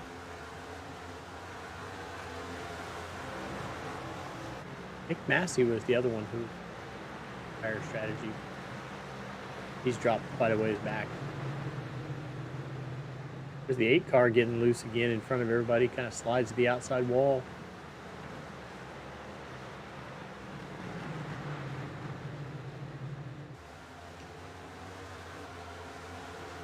Rough night for Nick. He's down 13 spots from it.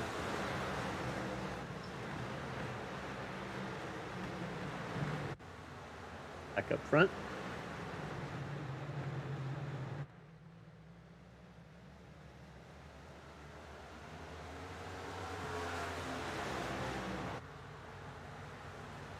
Lead group of cars looks pretty content to run with each other. Yeah. Now Weeks and Crump can always start a little bit of a show.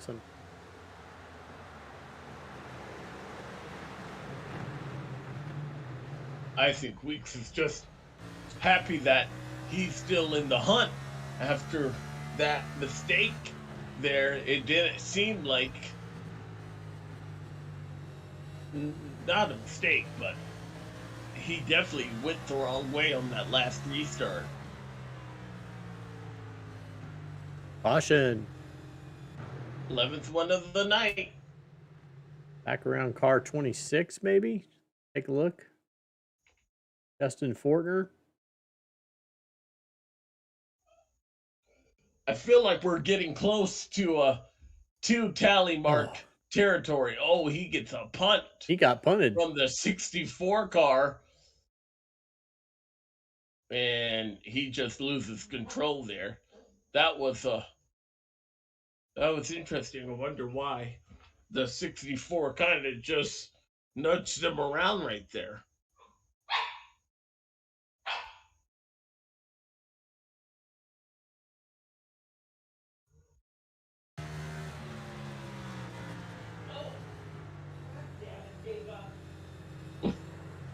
I apologize. Dega's in trouble. Your mic's he's pretty not sensitive. in trouble, but you'll know if Talladega, Alabama gets used. Uses his full name. That's his full name, yeah. Contact by the tally goes to the 64 car. There you go. Stop.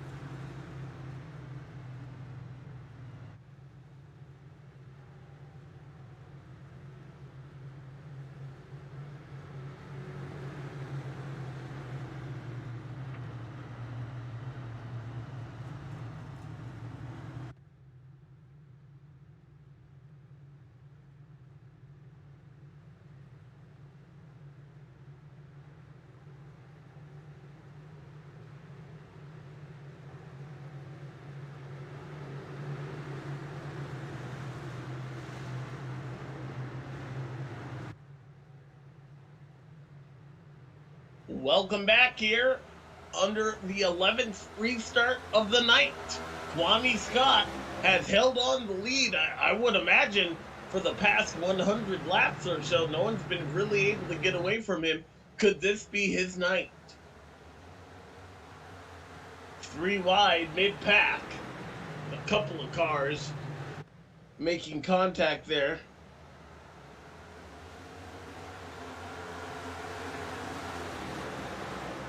Yeah, I thought we saw a couple of cars that we almost had a 4 wide back there about mid-pack, but it looks like they've weared itself out. I can't hear in this group. This group is looking a little squirrely.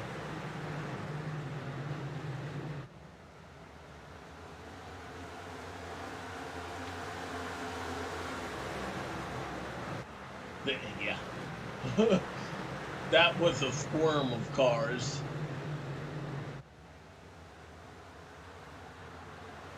As one of my what do you call, best and most forward proteges there, Daryl Walter would say that's a squam of cars. Back up front, Tyler Fody making move on Hunter Smith. Or actually, I think Hunter got past Tyler, and then Tyler's getting back past Hunter Smith for third. Furthest both of those cars have been.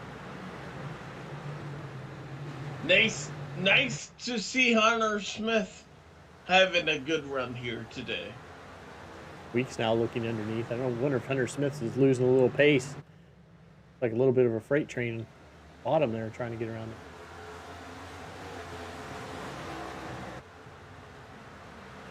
Tyler Fody has a clean racetrack. We'll see what he can use to his advantage here, as Hunter Smith now has a mirror full of Chad right behind him.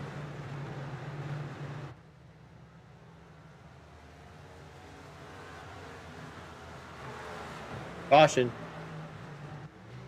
12th one of the night, beginning to sound like a broken record here. Got Crump involved. Let's go back and see what happened here. Rebelous replay machine. So Tucker gets into the wall a little bit there, but I don't think he's involved. It's going to be the 90 into the 5 on Cutlip there. Oh,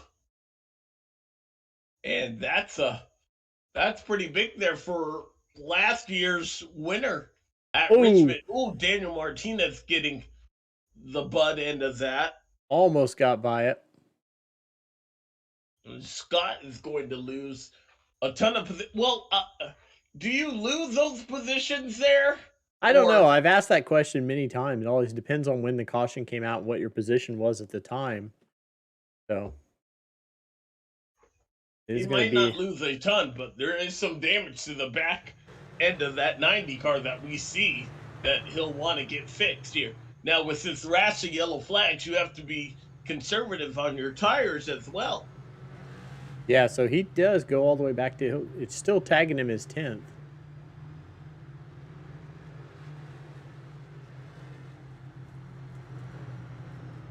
I'm very interested in how that works, especially with getting on and off a pit road here. Because to me, you should lose those positions, but I don't know. I don't know what I've been told. I believe they're going to give the tally to the 90. So and that's insult to injury there. And I believe he's going to protest the tally. Well, the 5 did kind of drive him onto the apron there. But I don't know if 90 did drive it pretty deep. I don't know if the 5 knew that the 90 car was there. Drivers have been arguing over release date since the dawn of time, since the second race car was invented. and go on board with Jonathan Cutlip and maybe see some of his steering wheel input and see if he. I believe he just had no idea that the 90 car was there. Yeah.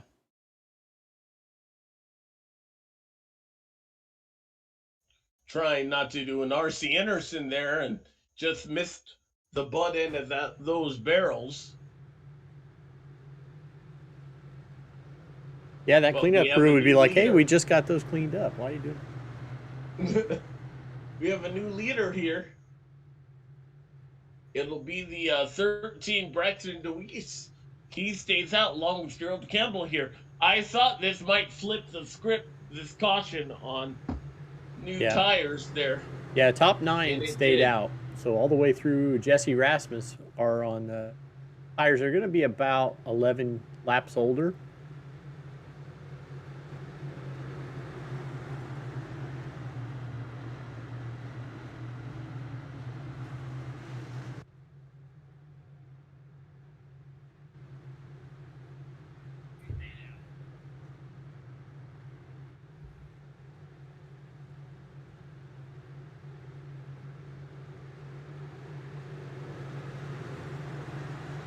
Tempers and attitudes starting to spike up a little bit in the old driver chat. Could make for a good show for us. Old tires at the front of the pack, new tires behind them. We'll see what plays out. Green flag back in the air. Yeah, it can always get interesting when you start to have a tire difference and they're coming through a pack like that. Yeah. Tommy Scott, the first car there on new tires. Good evening, Alex and Dave. How you guys doing? Hey, is that my boy E-Dog into his house? That's right. It looks like I showed up at a good time. It sounded like they were getting a little lively in the chat. Yeah. Yep. Just a little bit there. I'm glad you're here, though, because unfortunately I have to go in like an hour. Oh, no worries.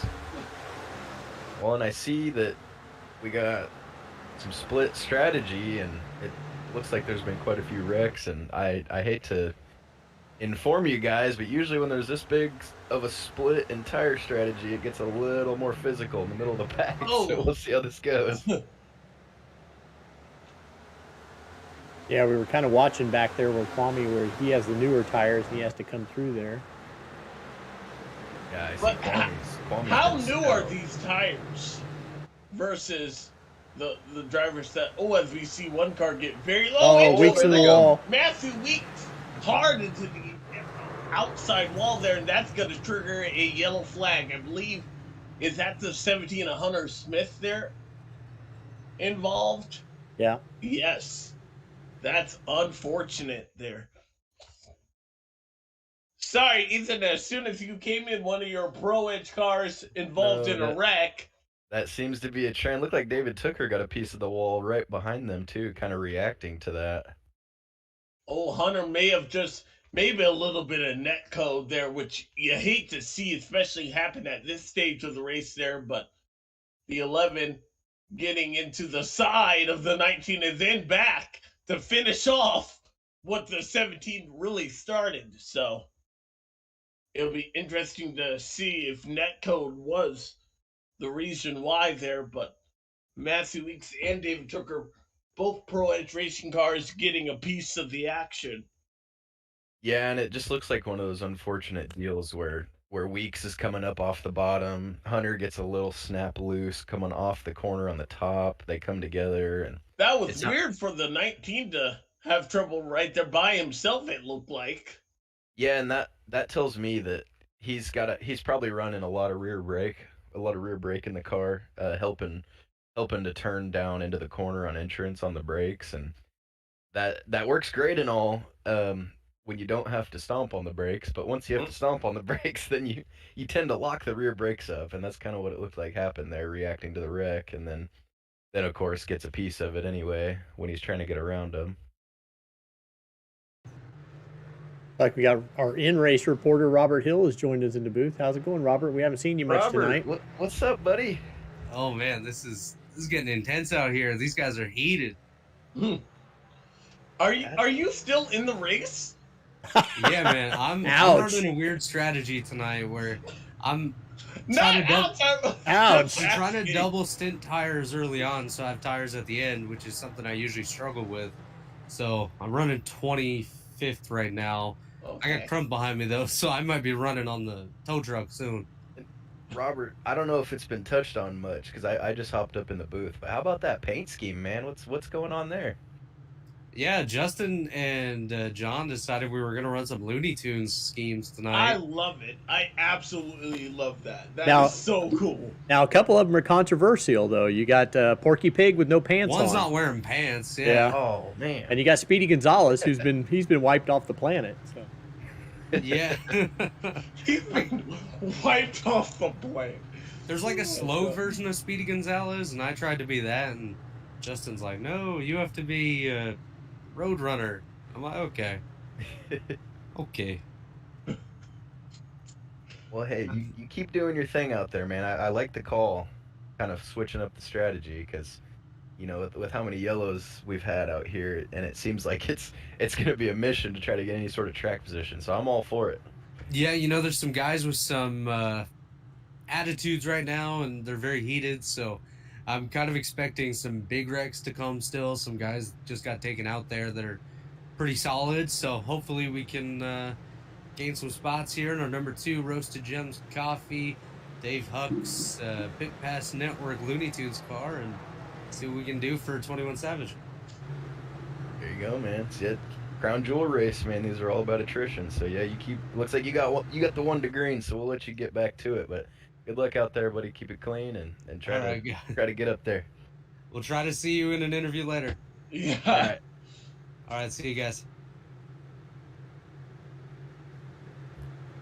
That was cool. Not many times you can talk to an athlete while they're in the middle of the job they're doing. So. Yeah, for All sure. right. Robert's one of the nicest guys out there, so he's a cool guy to have in race commentary for sure. Braxton DeWeese getting a point for lap leading here, and he's gonna try and add more to that total. There are 3 wide though behind him. And we did see that last wreck there. That was a heavy hitter. Scott Crump had won this race. He was the last winner at Richmond in this series involved in that crash. Yeah, and he's always a heavy hitter here at Richmond. It's one of his best tracks on the sim, and you're always expecting him to have a solid run out here. Yeah, as you see on your screen there, Netcode being the victim of that last crime, and I misspoke earlier there. I think before you got in the booth there, he said there was a wreck with Scott Crump. And he unfortunately took out his own competition, and he got a tally, so things went really downhill for him. And I thought he was going to be the favorite. He was the favorite heading in. We'll see if he can get back up to speed there. Yeah, he's dropped back to 29. 5 seconds off the pace. Go ahead. Another guy I like to shine a spotlight on here is Gerald Campbell. He's always a threat at these short tracks, especially Richmond. No, looks like we're he's not having- shining any spotlight on Jared. Gerald, it wasn't It makes me I show the swear. picture. That picture creeps me out. I gotta sleep later. Knowing Gerald, he did that. Definitely did that on purpose, just to spark up a conversation about it. Gerald's a cool guy. He's quick at these tracks, but man, The guy they Probably need to be worried about, though, is that 99 of Kwame Scott. He's Yeah. already driven his way up to 3rd. yeah, that's it. Kwame doesn't play. He's one of the guys I got to meet up with down in Daytona last week, and yeah, he's fast, man. If you got Kwame on the racetrack, you definitely got to be worried about him winning. Was that your first time in Florida? How did you like that there, Ethan? Talk That's to us right. about It was- that experience. I tell you what, that was a bucket list experience, man. It was awesome. I've never seen a track that big and Yeah. with that just energized of an atmosphere around Yeah. it.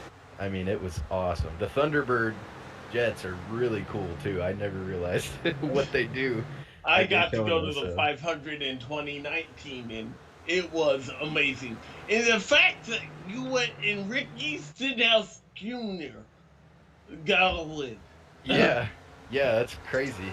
And I'm not much of a Kyle Busch fan. I don't really mind him, but I was really pulling for him at the end there. So I was kind of, but well, I started pulling for Harvick, and then he had problems, and then kind of switched to Kyle. But yeah, it was cool, man. That was a really good race. It was a blast, and of course, Keselowski was leading with 8 to go, but I was yep. like, how is he going to mess this up? And of I, course, it happened. oh yeah, I knew I had to get a short video for you from the Yeah. stands, him leading. Yes. So I definitely thought of you while I was there, seeing Brad leading that thing. Now, it was still pretty cool. It was nice to know that he got the first stage win of 2023. I can revel in the highs, but something that I am not proud to know this stat. Since I started working for NASCAR, he has not won. Oh no. So It's not a curse, Alex. It's not I a hope curse. not. I hope It's not. not your fault. Hey, I was a huge Tony Stewart fan, man, and I had a few years of suffering those last couple years, so we all go through it. That's true. I just hope I have not witnessed the last. I feel like this has turned into a therapy session, but it is what it is. I hope I have not seen the last checkered flag of my Keselowski's career. Although the last checkered flag he did have was on my birthday at my favorite track in 2021. So There you go. Back up front. I need him to win one more race, and it needs to be at Talladega. I want him to hold second place all time among the drivers there. Most of all time active drivers and second on the all time win list. Yeah, would be epic for you. That would Look at this. That gap is gone between is. Deweese and Kwame Scott. And Here he comes. it's yeah, it's not a question of if, but when. Here When he goes, that sending it 99 in car there. gets back to the lead, and he has done so on lap 253. We'll see if Deweese tries to send it back under him, or nope, he's just gonna be content. I don't know if he really had much of a choice there. Yeah, well, I was gonna say remember, but I don't know if you know this, but the 13 is on older tires. He kind of pitted off strategy. That's right. Another guy coming through the field, Tyler Fode. Yes, Always got to be worried about him on these longer runs. he's one of those drivers that knows how to protect his tires. And Ethan, you can talk about that. What is it like to protect your tires on such a short racetrack like Richmond? Oh, it's tough. It's especially here. It's all about the way you're picking up the throttle coming up out of the corner, and right in the middle of the corner, you have the ability to start really getting on the gas, but what you're doing is you're hanging the back end of the car out, and you're really kind of scrubbing the rubber off the back tires. So these guys are really having to roll through the center of the corner and be really patient on when they get back to the gas, and it pays off huge on this tire model. And so guys like Tyler Fode are super dangerous saving the tires, because you can pull away from them all you want the first 10, 15 laps of a run, but if it stays green, they're going to catch you. So the goal, if you're in front of them, you got to just stay right in front of them. Yeah. If you're starting to pull away early in the run, then you might need to reevaluate what you're doing with your tires, because they'll come and pass you. Oh, 92 loose in front of Fode. Yes. And he hangs on, but that tricky turn 2, I called it the money spot there for our virtual fans that bought a ticket.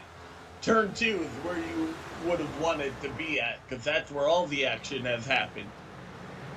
Yeah, and that doesn't surprise me. It's really, the entrance of 1 is so wide, and you get down into the exit of 2, and the track just narrows up so much, and you really have to get kind of a straight line exit off of 2 where like turn 4 right here, they can really kind of slide up towards the wall. But 2 is tough to get that thing rotated, get a straight drive off exit, and not get sideways. So I'm not surprised at all that these guys are struggling through there. And you know what's interesting to me, especially at Richmond, is that you were mostly always, except for 3 or 4 seconds on the backstretch, you are consistently turning the wheel. This front stretch is decent. There's a bend there, and you're never truly going straight. As we see some more 3 wide action between the 5 and the 6. Ooh. Oh, Jonathan Cutlip just hanging on, or does he? Oh, looks like he. Oh, that wall's coming up. Oh, No. that's gonna hurt. That is some major damage, body wise at least. I don't know.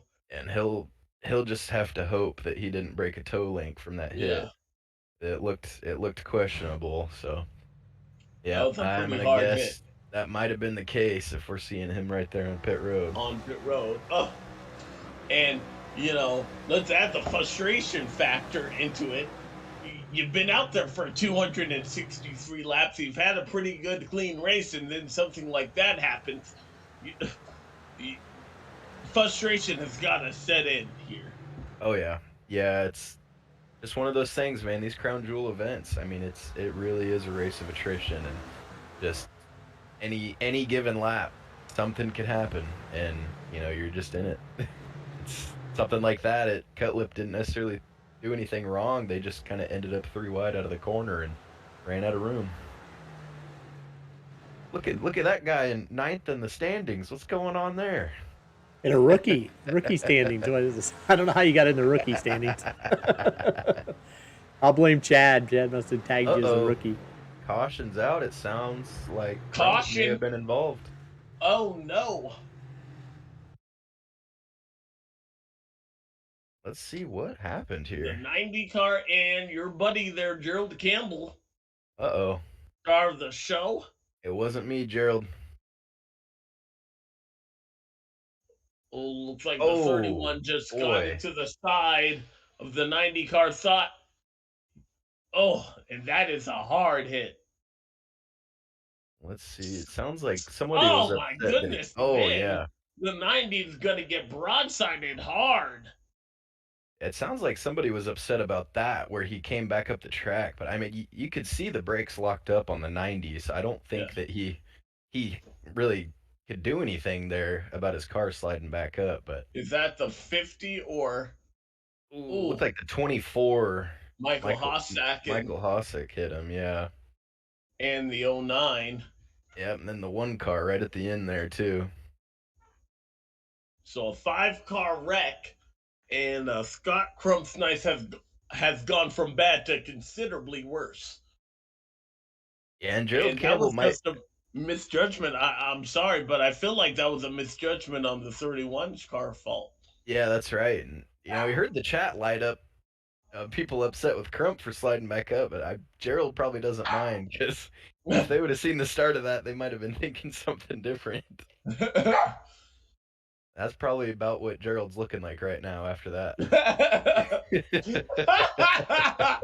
Oh my goodness. Yeah, I think he wanted to tuck behind the 90 car and just needed a foot, if that. I think that's exactly what happened. Obviously he's not just going to turn right up into somebody. It's he was expecting Crump to have a little bit better run out of there, try to get behind him and get back in line, and just wasn't clear. Tough break for those guys that got caught up in it. Sometimes I know you guys could see the driver chat. Sometimes I want to see it. Other times I don't. I feel like this is one of those times where I don't want to see it. Yeah, it's, these long races, a lot of cautions. I mean, the more cautions you have, the more interesting the communication gets. So everybody wants to go racing and get some laps in, and, it's not happening. And it's easy to start pointing fingers sometimes.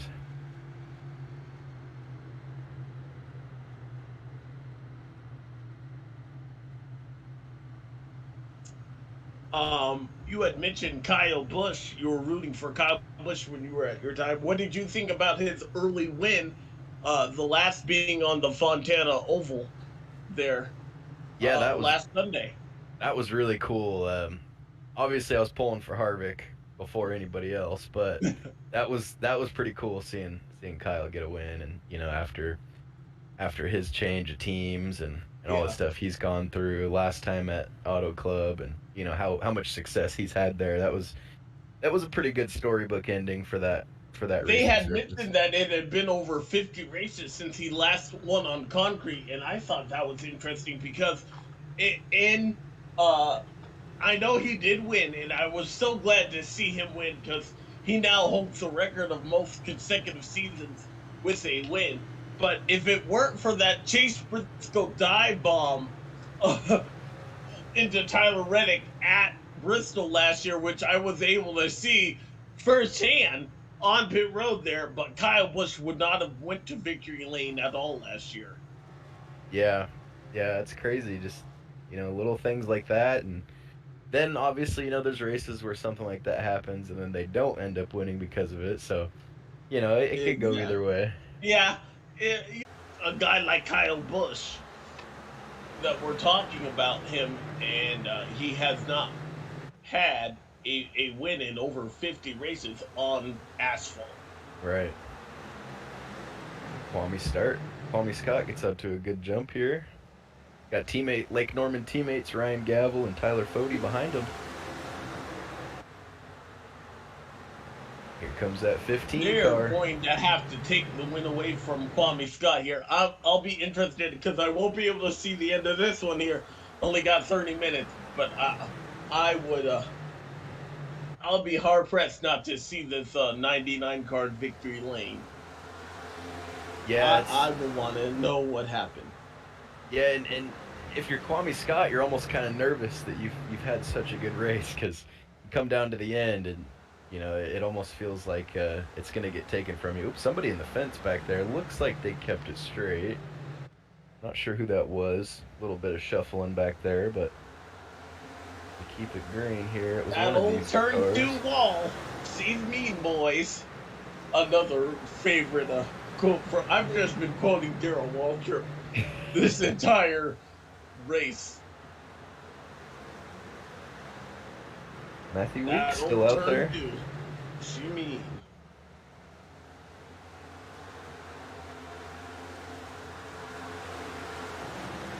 Front's getting pretty spaced out. Kwame, Gavel, Fode, Chad, all just having nice clean runs here. Looks like the chaos is right around about 14th, 15th position there. Is really where they start getting side by side.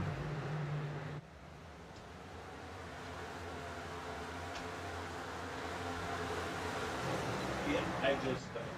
You see the 11 of Matthew Weeks right there, the 18 of Josh Personette behind him. Love that 70 Milwaukee car. They're still trying to battle it out. 2 and 3 wide action all over the racetrack.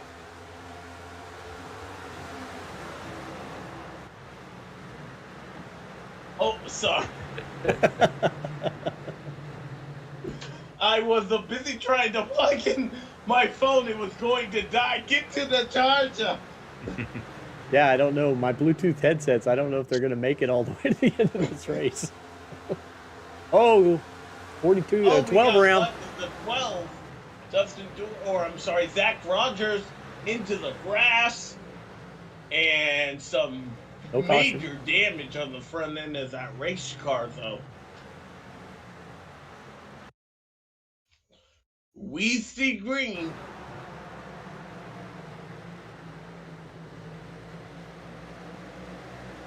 And Johnny Thomas, a guy having a solid run here. That nice number 91 Manscaped Chevrolet there.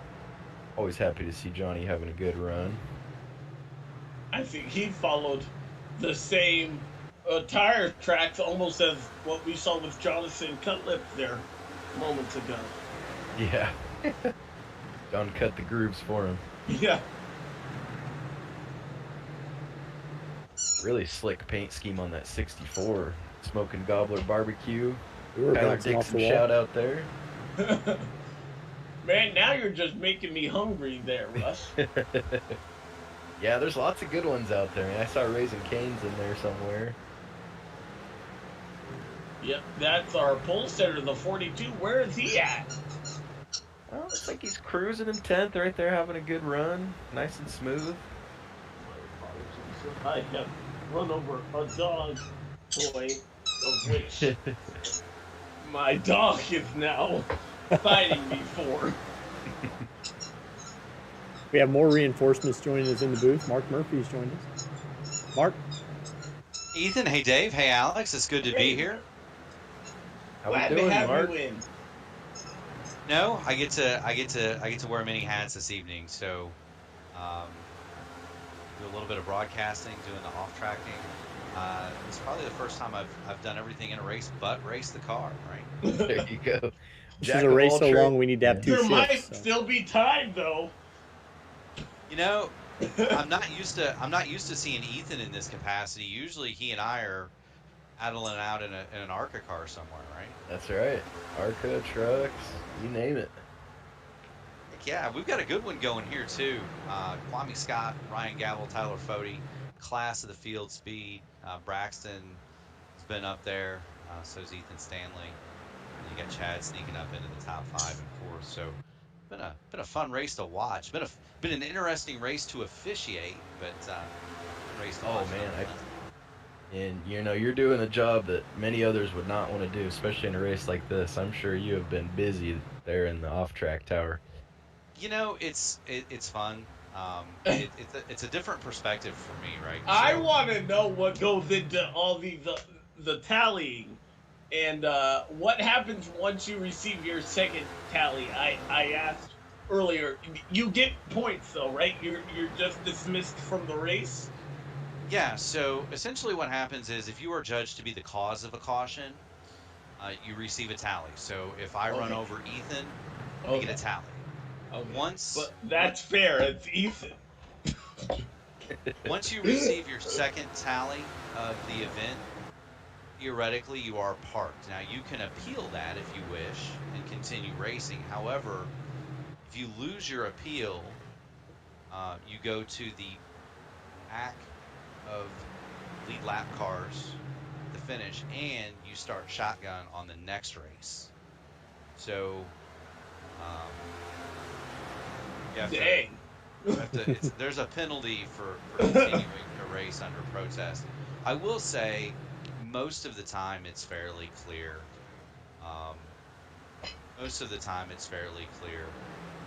And as David Ethan probably tell you guys, Alex, most of the time you guys are seeing the same thing that I'm seeing, and you're probably seeing it the same way, right?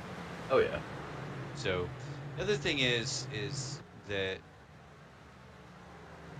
like most other off tracks, I am a racer like these guys and race with most of them on a more than once a week basis, and so Okay.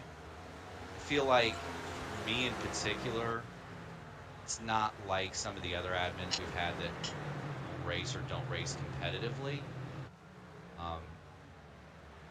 I can lay 2 official iRacing IndyCar championships on the table, and have won some pretty big events. So that's a little bit different than coming from somebody who doesn't race as competitively. Does that make sense?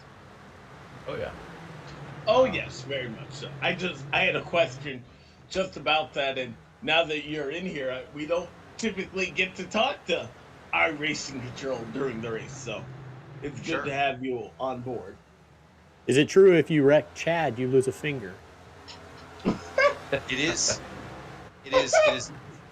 true that if you wreck Chad, you may get a $25 bonus from your competitors, right? So it's a give and take. It is.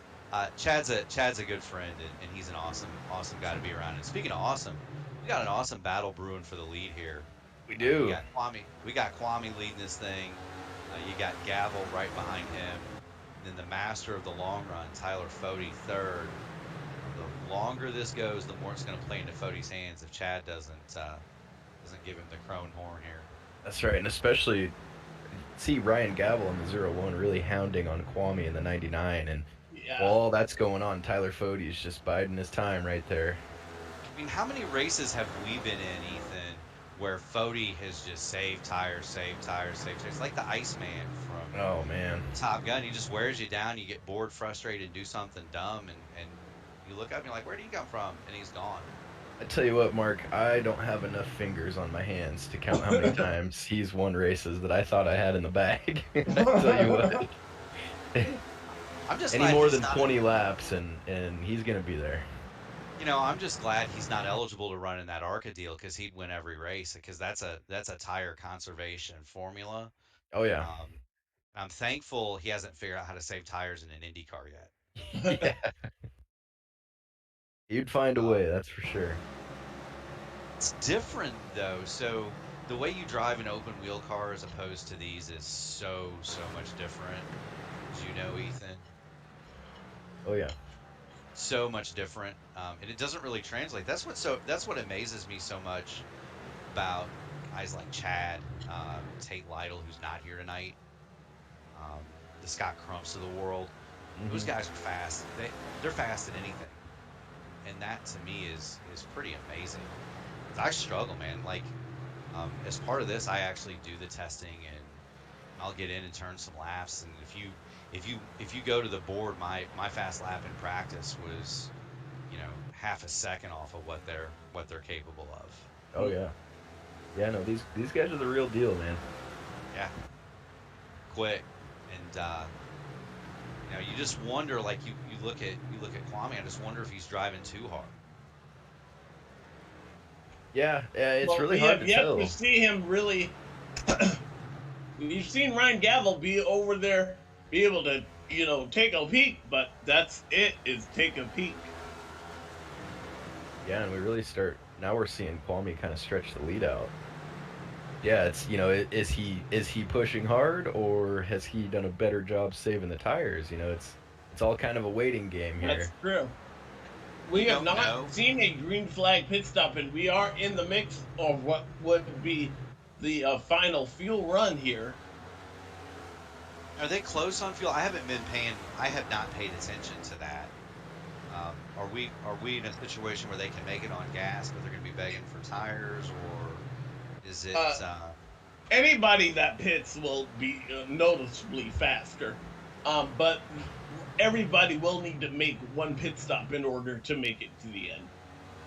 Okay, Let me see if I can't go dig up some fuel numbers here. I'll go make my It's rounds real quick. 150. We saw 150 Oh, to you did? 120. Okay. Yeah. Okay, perfect. Yeah, if this one did go green to the end, I would imagine these guys will have to come in and get some fuel at least. and that's something that you might want to think about as well, making that final stop. I mean, I'm watching. I've been watching this race in blimp mode, right? Because that's how you can pick up the incidents and accidents. When you look at that pit road entry and exit, um, it looks like it's snowed rubber. So it is going to be like driving on ice when you get down on that pit entrance and when you're leaving, especially when you're leaving. And that's gonna be key. I And know we I've saw that already with excuse me, didn't mean to cut you off there, Mark, but we did see that under the caution flag with the 30. Yes, we did, and that's something that's multiplied under green because you're trying to get in and out as quick as you can. Um, guys that follow Indy cars in this service will tell you. Jason Brophy and I, the list of races that he and I have lost in particular to road entries and exits and sliding through your boxes would fill a long list of races and some pretty big ones. I was set to run probably third or fourth in the last League 500, and I hit the pit speed limiter button twice on my wheel. Cost me a lap, finished 15th. Right, Oh, so all those that green flag stop when it's late in the race and you're tired and marbles are on the apron and you're trying to be perfect that one more time. That's key, and that's when guys make mistakes. For sure. And guys, I want to point this out. Nick and Delicato, he made the pass on Frankenfield for fourth, and he's laying down some really good lap times here, matching the leader currently. So I And want to keep an eye on that 10. that's pretty impressive considering he spun early. He spun out earlier in this race here. He's been able to rebound very nicely and now finds himself inside of the top 5. Yeah, and he looks like he looks like he's getting ready to make that move on Tyler Fode. Of course, we don't know how hard Fode is pressing, but Delicato pulls right up to the back of that number 40 machine. I don't know, y'all. If we're talking about the 40 car, I understand saving tires there, but that Kwame Scott, that 99 has just been so stout today. It'll be interesting. Here comes the 10, and that's kind of a good point too. Is even if Tyler Fode is kind of backing off right now, I mean, the 10 is not somebody that he wants to let by because there's no guarantee, even if he outsaves him, that he'll be able to get back by. So I think this, in Fode's eyes, this is going to be a pretty crucial position, and we see Delicato get clear of him. Yeah. Well, and it's not just in Delicato. You got Tooker, who has also made his way around Chad into 5th position. So you got Fode falling back into the clutches of David Tooker.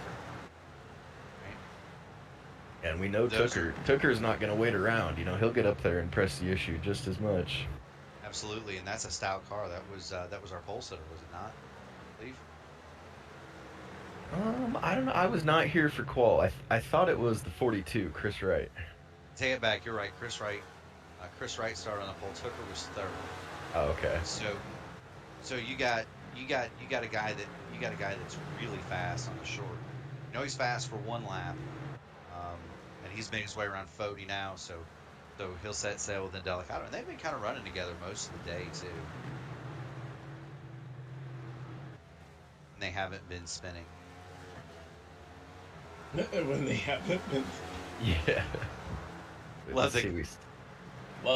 guys, we're at the point of the race. We're just over the lap 300 point. Fatigue starts to set in. What is it like running a full length event like this? Do you guys get tired? Oh man, do you ever? It's, people like audience that doesn't iRace, may think, oh, we're just kind of sitting in a chair playing a game. No, it is physical, and in a long run like a long race like this, it does get pretty physically taxing, but more mentally. I mean, you start to get tunnel vision and really, kind of some of the things Mark was pointing on earlier. Just late in the race, it's so much easier to make simple mistakes that it can really hurt your result. So yeah, this is the time to really kind of just try to snap back into it, stay focused, and try to close this thing out. Because it's super tiring. Yeah. So I don't know what kind of setup you have, Ethan.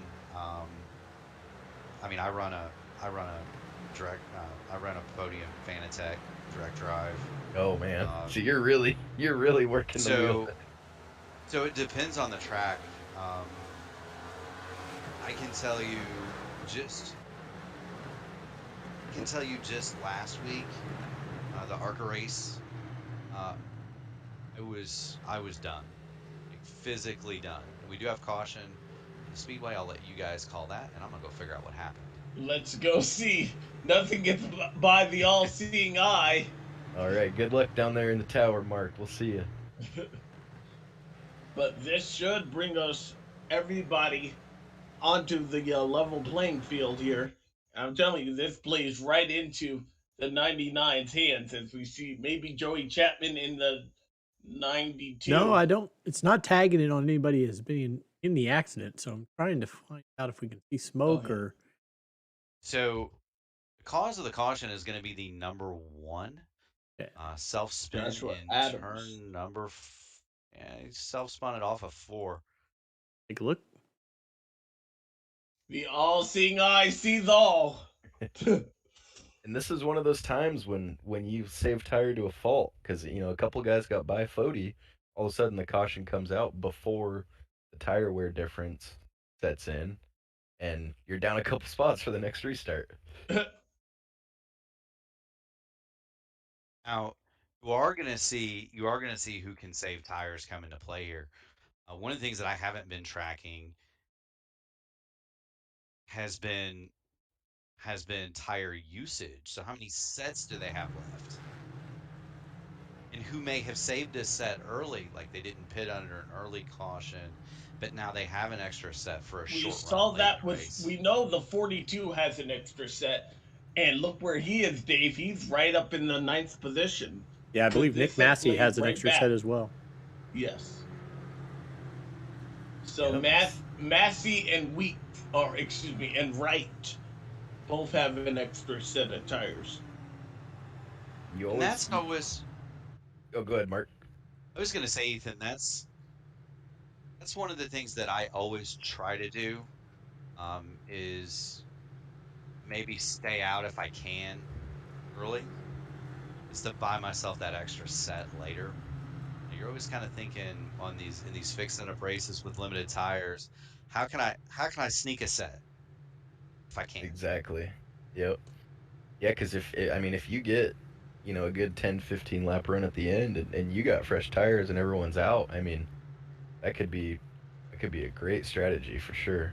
I was begging, I don't know about you, I was begging for tires at Atlanta Oh boy, yeah. Sunday night. That was another one that was tiring, um, physically, um, mentally. Short tracks like this aren't as bad. Alex, you're asking about the fatigue thing. Yeah. Mentally, short tracks like this are not as bad. Super speedways, though, are not physical, but it's a 3 Excedrin headache. Oh yeah, it's tunnel vision at the Yeah. Daytona 500 and races like that. It's you're just trying to stay locked in. Well, we Interesting still to have see. 80 laps to go. Go ahead, continue with your thought there. I was gonna say I'm interested to see now. 80 to go. We had a decent little run right there. I want to see if any of these guys are really gonna throw something at Kwame here, because, with how stout he's been all night, you get a restart relatively late in this race. I want to see if anyone will try to take that lead from him here right off the start and Yeah. try to hold him off. I mean, now would be the time if you're Ryan Gavel. Now might be the time. If you're Nick Indelicanto, and you can get that bumper to him, might loosen him up a little bit. We'll see though if Kwame Scott gets the field back down in the green, and he's already off and away. They're fighting for second though. Indelicato and Gavel hard into turn one. They're 3 wide behind them. David Tooker on the outside. We see that that high side prevail. If you can stay on that high side, you can keep the momentum, especially through that tri-oval. That's a huge deal. You don't necessarily want to be on the top in 1 and 2, but if you can be on the top in 3 and 4, you can carry a ton of speed on the front straightaway here, guys. Side by side, outside of the top 10, you see Chad Frankenfield underneath David Tooker. That is a battle for the 5th position. Whoa! Loose. Big time loose by the 15 car. Look who's creeping back into the picture. Matthew Weeks shoot in the middle. He's going to clear Nick Massey.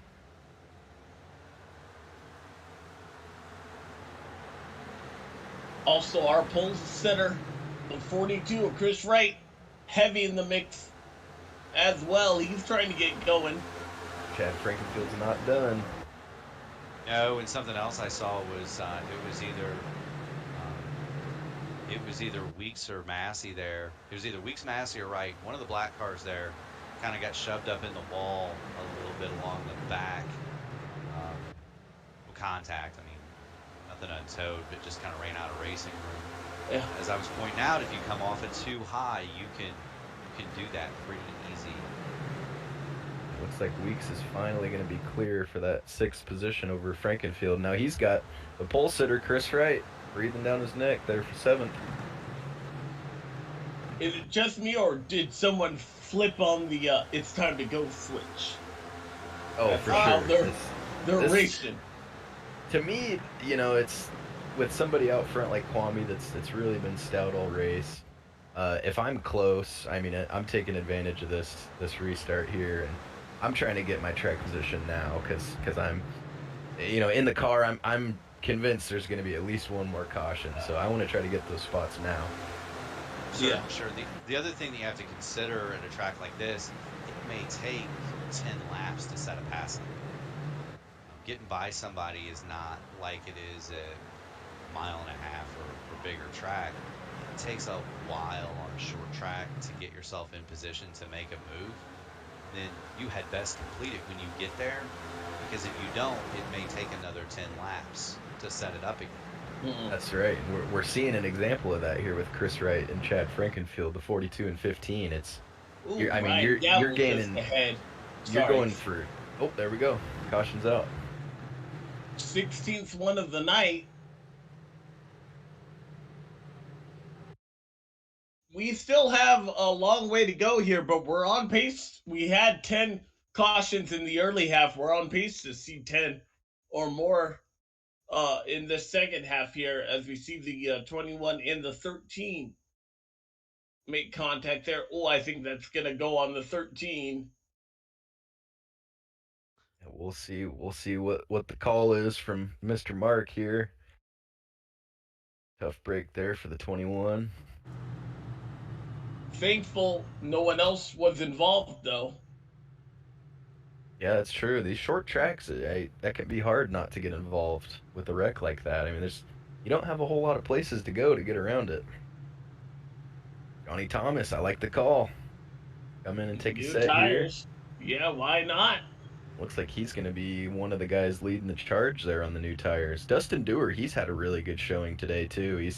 I know he's kind of struggling a little bit in the points, and he's been having a solid top 15, top 10 run. So really hoping for Dusty, he gets a good finish out of this one.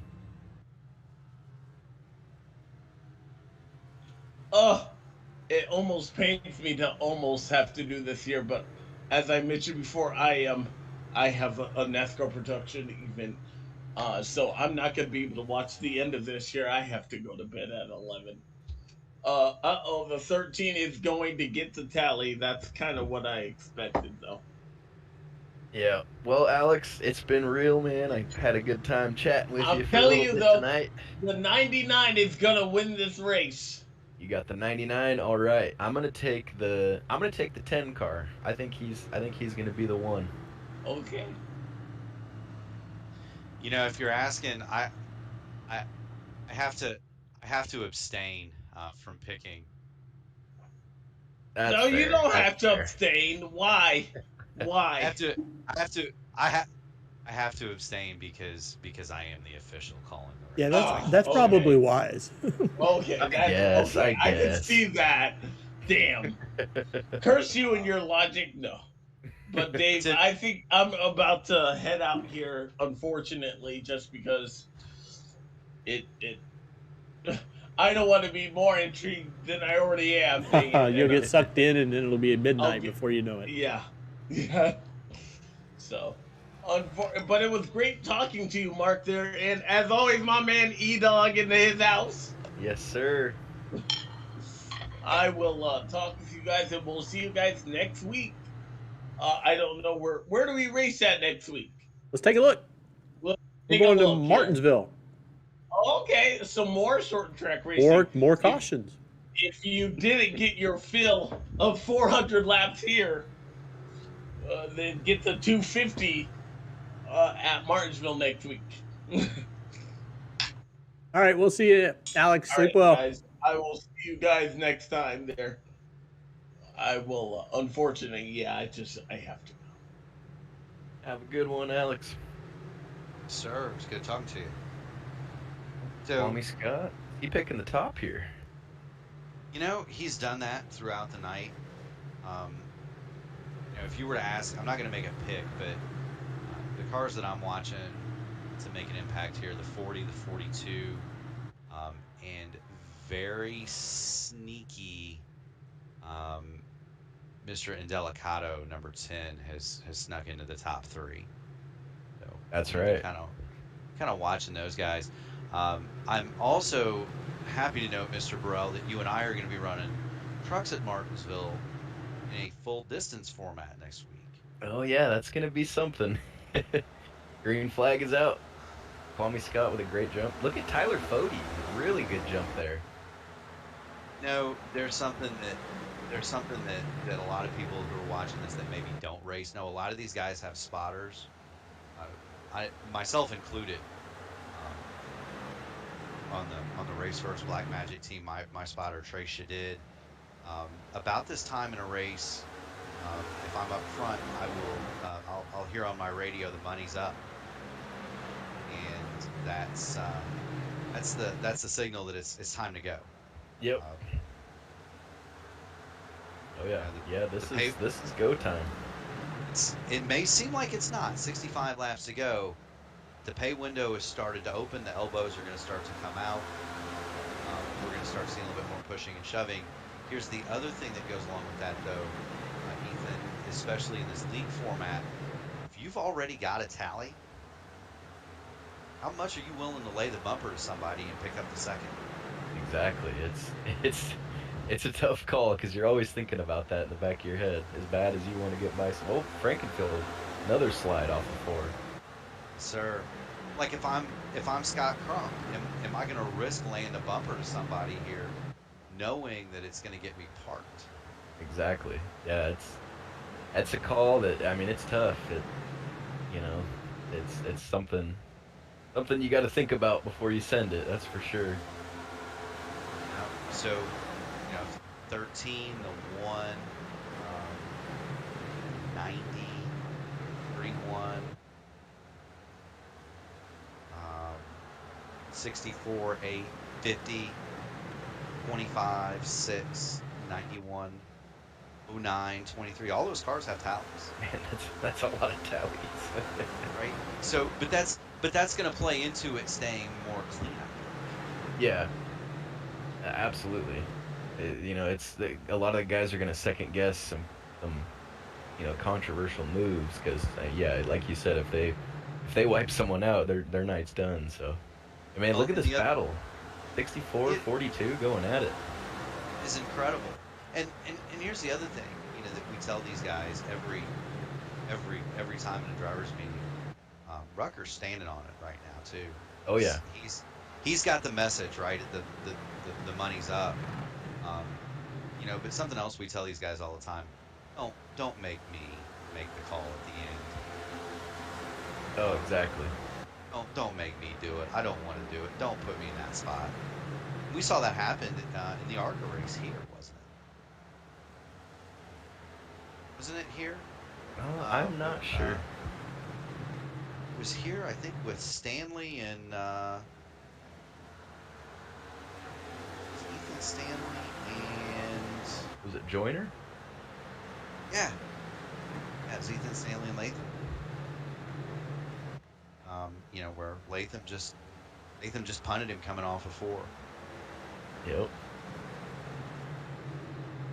I was a sad guy at the end of that. We're seeing Kwame stretch it now.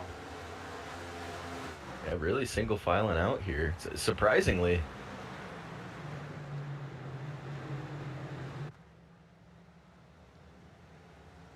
Trey Holmes going after Dylan Thomas for 12th. He's been pretty quiet. Yeah, and Trey's not a guy that's usually very quiet either. Yeah, for sure. They're on the racetrack or in the voice chat. Yep. We'll see. He's building something up here. Getting ready to make a late charge up at those guys. Meanwhile, Fody's got past Gavel, so I hate that Iceman moniker because everybody hangs it on Scott Dixon. I know Dixon, his personality is huge, but if it doesn't fit guys like Rudy, it can't be. I mean, he's just sitting there, and it almost feels like he's stalking Kwame, making him run just a little bit harder maybe than he wants. Oh, absolutely. It's, like I said before, I've been in that situation many times with Fody kind of hanging behind, and all you can do is sit there and wonder what he's doing, and then by the time you think you figure it out, he's right there coming to pass you. So, speaking of that, Ryan Gavel taking a look under his teammate. Yep. Now that may be something that is prearranged. He's just going to kind of let him go. Notice they didn't fight each other all that hard. Yep. And racing with Gavel, I mean, he's pushing. I mean, he's going to go up there. He wants to take the lead from Kwame, and what that's going to do for Fody is that's going to kind of help him in a way. I mean, if those guys really start battling it out, that's just going to make it fall into Fody's lap, taking care of his tires. Now, this is something that I don't know because I very rarely race with a teammate on the track. Um, do guys work like that tactically and strategically in this deal where Gavel will play the rabbit and Fody will play the kind of the tortoise, saving his stuff? Oh, I think so. Oh, we see Rusty Cable. We stayed green from that. It looks like he You didn't get collected by anybody. and that's something that I can address to the viewers because I've been asked that. Why don't you throw the caution when there's an obvious spin or something of that nature? We don't throw the caution unless the track is blocked. Um, reason being is that it's too subjective, right? And the iRacing system is objective, where I might think the track is blocked. iRacing doesn't throw the caution because the guy is still moving and he's not in the way. But we don't want to throw the caution unless iRacing does, because we don't want to be seen as, hey, Trey, hey, the guy running 15th leads a yellow because he's got that extra set of tires, and all of a sudden I magically throw the yellow because I know the guy running 15th. Yeah, for sure. So it's just like not having to make that call at the end. I don't want to make that call. Yeah. Boys, Johnny Thomas up to 12th with those fresh biscuits. Just got back around Trey Holmes. And that's only going to continue to help him, right? Yeah, and he's definitely hoping this runs green for a while, because I'm not sure where he's at with how many sets of tires he's taken, but given that he's got better tires than at least half of the guys on track and all the guys in front of him, he wants this to run all the way out, because that advantage will carry all the way to the finish of this race. Absolutely. We're talking about guys at the front that, from wherever they stopped, they're already down a second a lap on their best times. So tire fall off is severe. It's going to continue to get more severe, and Johnny's advantage is going to continue to grow. Yeah, and I mean, even compared to the strongest car on track, I mean, all race, the last few laps up until just this last one, Johnny Thomas was running a couple tenths quicker than Kwame. So now that he's gotten to the back bumper of a couple other cars, it's kind of slowed him down a little bit. But if he keeps picking these guys off and getting those pockets of clean air, he's going to keep making up ground. And to be fair, it's going to get a lot more difficult to pass guys. Ethan Stanley, Chad are his next two targets, and Nick Massey, Andrew Rucker. These guys have been up front all day. It's one thing to pass the guy who's running 15th, hasn't been in contention. It's quite a different matter to pass a guy who's been in the top 10 competitive all night. Oh, for sure, and especially this late in the race too. These guys, you get up into the top 10. I mean, these guys are quick, and late in the race, they don't want to give up that position. Earlier, they might have rolled over for you, but look at this. He's got a perfect situation using this lap car as kind of a pick. Looks like Stanley wants to shoot the middle, and Josh Clark's going to give him enough room. Yeah, good job by the lapper there. Good job by Ethan. Good job by the other lapper. I think Johnny's tires are just gonna tell the tale going through 3 and 4 here. Yep, there he goes. He just powers through it, and look, and Stanley doesn't close back in on exit, so that just kind of shows you the advantage once they get an even run at each other. And Johnny's going to go up here and fight Frankenfield. Well, and Stanley had the preferred line there. The top is the preferred line through 3 and 4 if you're fighting somebody. And we'll see what kind of work he can do on Frankenfield, because we know Frankenfield's going to be tough to pass. And so we'll see what Johnny can pull off here. Absolutely. And you mentioned, give and take, right? Guys are willing to give up that position early in the race. Guys are not willing to give it up now. Forget sometimes that these races are part of a championship. That championship at the end of the season pays a significant amount of money.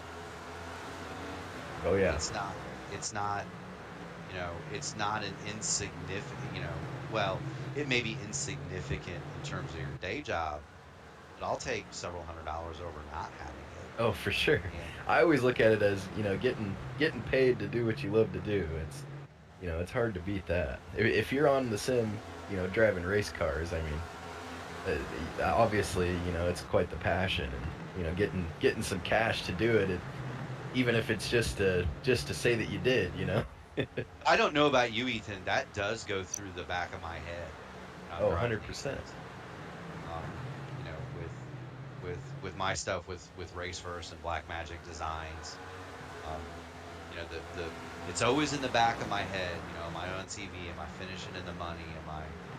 Am I getting to the interview room? Because those are the things that trigger different stuff with them, right? So it's always in the back of my mind. I might not wreck going for second if I've got third sewn up. Oh, for sure. 100%. Here he comes. Johnny Thomas up underneath Nick Massey. See, Massey's one of those conservative guys that, he understands Johnny's got better tires. He just backs off, lets him go. Now he's attacking Andrew Rucker too. Johnny Thomas is moving. He's going to get 2 for 1 here going through 3 and 4. And we saw Massey kind of lay over. Rucker is still hanging there, but I don't think Rucker's going to have a choice. Johnny's just going to power off a 2 right here. He's going to be clear. The next on the hit parade is Chris Wright. And Johnny's moved in 8th. He's going to have 7th here in short order. And then he's got a ways up to the top 6. But those guys are all, you got Kwame with a little bit of a lead. But the top guys are all right kind of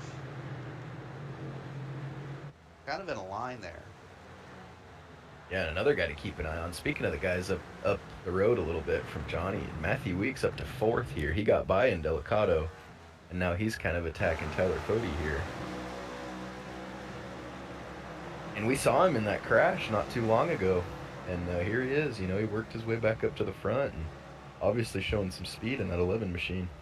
It's so weird for an IndyCar guy like me to watch these cars. I mean, they'll hit something hard. And as long as they don't break the toe link, yep. They don't even, it doesn't hurt them. Yeah, it's so strange, especially with this next gen car. I mean, these things are solid, and like you said, just don't break the suspension, and you'll probably be okay, especially at a short track where aerodynamics aren't as important. And here's a perfect example of it right there with the 11. Yeah. There's some fierce fighting going on back. Around the 90. He was 3 wide and up in the gray stuff a minute ago. An interesting choice for a car 17 laps down, but yeah, I was gonna say these lead lap guys might not be too thrilled about that because Crump, like you said, 17 laps down, and he's just out there driving. You hear a little bit of chirping going on, so these lead lap guys aren't thrilled. No, they're not. And speaking of thrilling though, Johnny Thomas gets by Chris Wright, and he has set sail after David Tooker in 6th. Lap 370. I don't know if he's got time to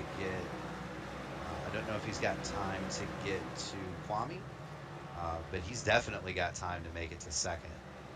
Yeah, for sure. And that's one of those things is, you're so much faster and you're picking guys off, but it's so hard on the car and on the tires making those passes. You kind of start to even out a little bit. And, Kwame's out there in clean air just running his own line. But we can see now that Johnny's finally gotten a little bit of breathing room, he's still matching Kwame, actually running a little bit faster than Kwame still. So, yeah, it's, I think it might be too little, too late, even if this runs green. But I mean, what a great call by him. As long as he's still got a set in the pits, if there's another yellow, this was a great Absolutely. call. I was going to say there's two guys here that do not want to see a yellow flag right now. That would be Kwame Scott, Johnny Thomas. Oh yeah, 100%. David Tooker gets by Matthew Weeks, and here comes Johnny Thomas.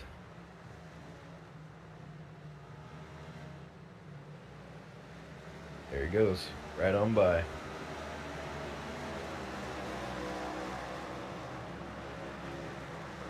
Johnny Thomas started this race 33rd, up in the 6th position right now with 27 to go.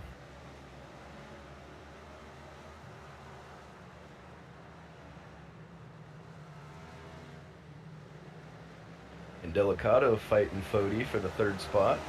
This should be quite the battle here. Two stout cars trying to figure out who's going to be the one to have a shot to try to go catch those guys.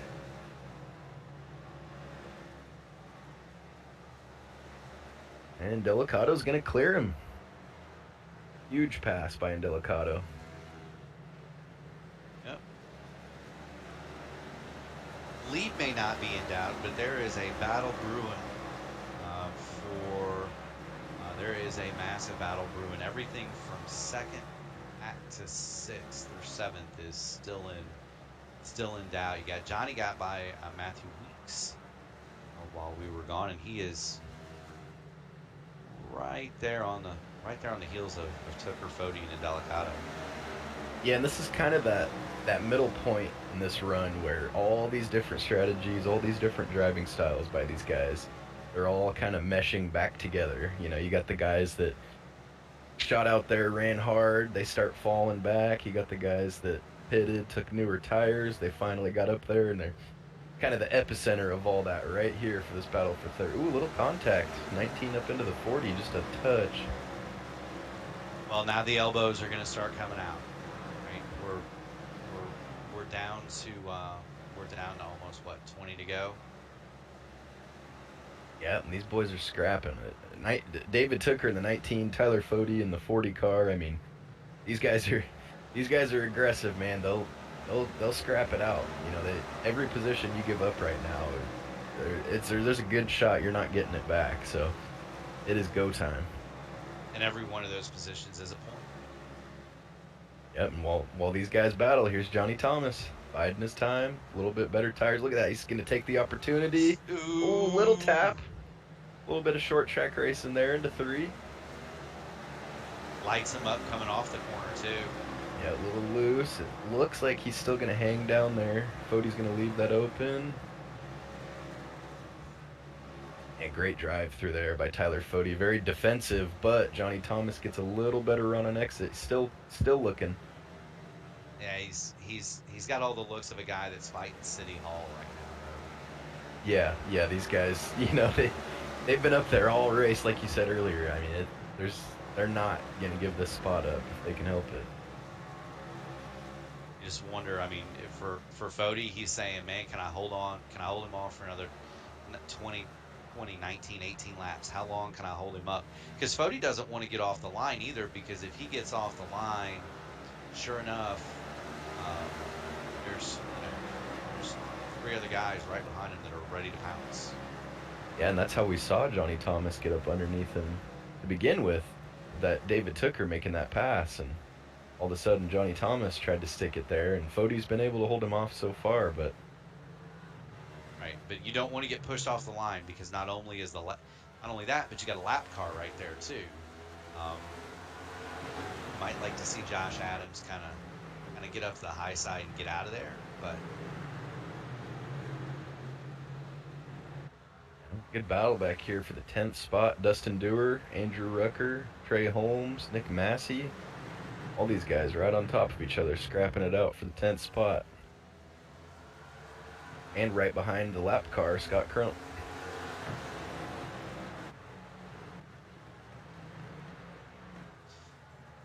now keep in mind, and this is kind of the race within the race.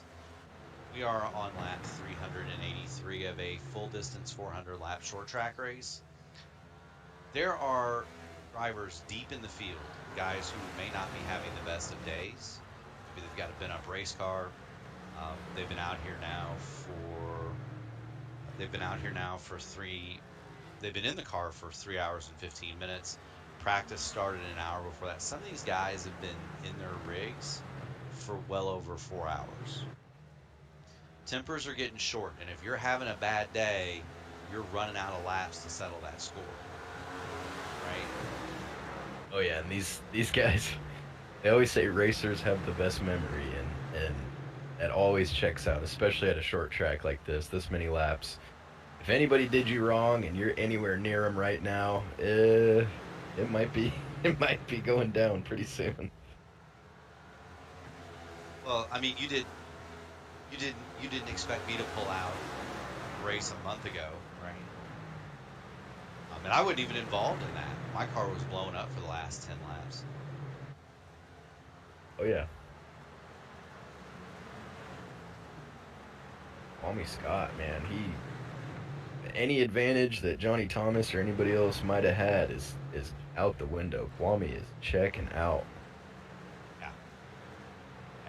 I think Johnny's tire situation is evened out. I think he's used up the good stuff getting to where he is. Might be time to cool him off for a last push here.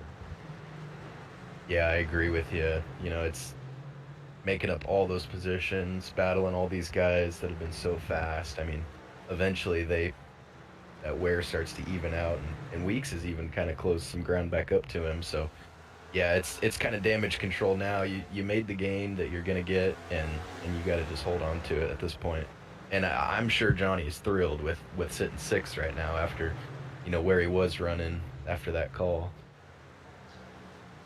Speaking of damage control and things like that, if you're Fody here, you gotta just let the one go. But you need to get down there and slam the door on the 91 because you don't want that car underneath you. Yeah, and he's going to be looking underneath 28, another lap car. Yeah, the one's got the pace right now. He's got good tires on that thing, so yeah, let him get out of there. Don't have to deal with racing around him, and now you can go back to focusing on holding that guy off behind you. I may or may not have done that a few times in my iRacing career. A guy, there's a lapper around you, and he's not hurting anything.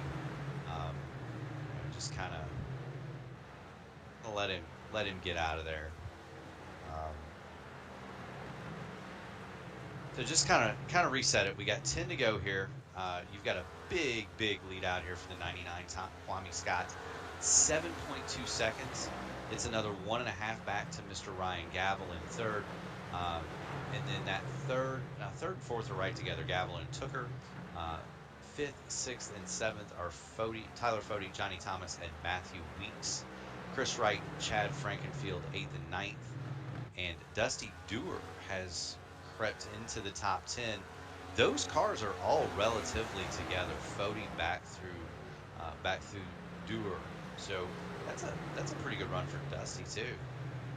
Yeah, and Dusty got some separation from those guys that were right behind him trying to take that spot, and he's actually currently sitting behind that 90 of Scott Crump, and it looks like for now he's kind of just hanging behind him, not too worried about trying to battle him right now. But if those Trey Holmes, Andrew Rucker, if those guys start creeping back into the picture, he's going to have to make a move on the 90. Absolutely. Watching the leader, Kwame Scott, work his way through lap traffic. That is Dylan Thomas in the 30. Puts another lap on him. Just incredibly strong performance. Boys, we got another battle brewing here for the 5th spot. Johnny Thomas had a look on the outside of Tyler Fody, couldn't make it stick. Now he's trying to hold off Matthew Weeks, who he passed earlier, but Weeks did a good job taking care of those tires, and he's coming right back after Johnny. Yeah, Johnny's got that high line. Let's see if he can make it work. And we got a wad here. We got a wad here from 5th back to 10th, all for position. I think everything else is more or less settled out. unless Gavel and Tooker get to fight. Yeah, and these guys really, if you're gonna go for that pass, you gotta make it happen quick because yeah, you got this whole line of cars ready to take their opportunity, and Chris Wright getting right up on the back bumper of Johnny Thomas. Absolutely, absolutely. So back with the leader, just made his way around the 13th car. That is Paxton to Weiss. Lead now 7.1 seconds, so Gavel's catch. Gavel will get him a 10th. Kwame will pull it back out at 10th. 7 seconds. The lead here is not in doubt. What is in doubt is 5th through 10th. See Fody and Weeks going at it. Johnny Thomas is falling back off of that a little bit. Looks like we got a battle for third here. Ryan Gavel and David Tooker.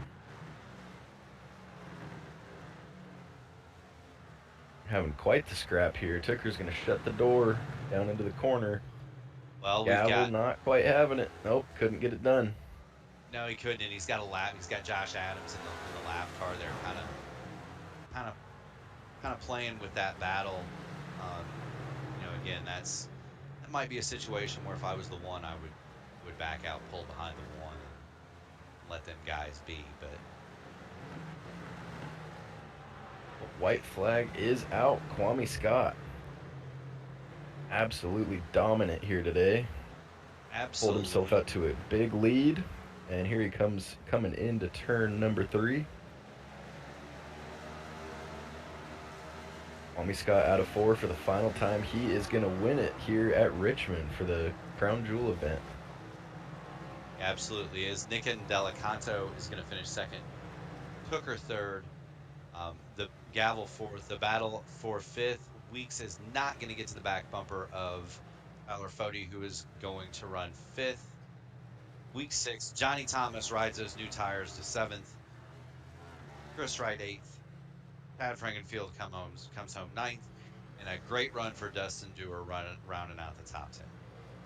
Yeah, Dewar will take those points, man. He came in here, let's see, I was just looking at it earlier. It looks like 28th in the standings, so this will be a big points day for Dusty, for sure. Same with Indelicato. He was in a 3-way tie for 25th in the points. That'll be a good gain for him as well. Yeah, that's a huge deal. That's a huge deal.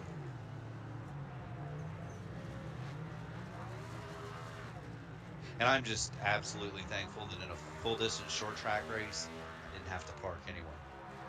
Yeah, that could be up there in the record book somewhere in Elite. It's funny. Most of the races that a lot of the races that I've participated in, especially in the open wheel side, they'll go flag to flag green. I remember the first US 500 I was in. I don't know if Dave did the race or not, but I think we only had one caution, and we were done in a little over 2 hours. Oh yeah. We've had several of those ARCA races go caution free, come to think of it. Kwame Scott finishes burning it down here. The Memory Lanes 400 at Richmond. Congratulations to Kwame. It'll be good to hear from him. See if we can pick his brain a little bit on that dominant run. Absolutely. A great race, a great showing for Lake Norman Motorsports. First, fourth, fifth. And looks like they had Massey in 13th as well. So, and Chris Wright in 8th as well. So they had a really good run there.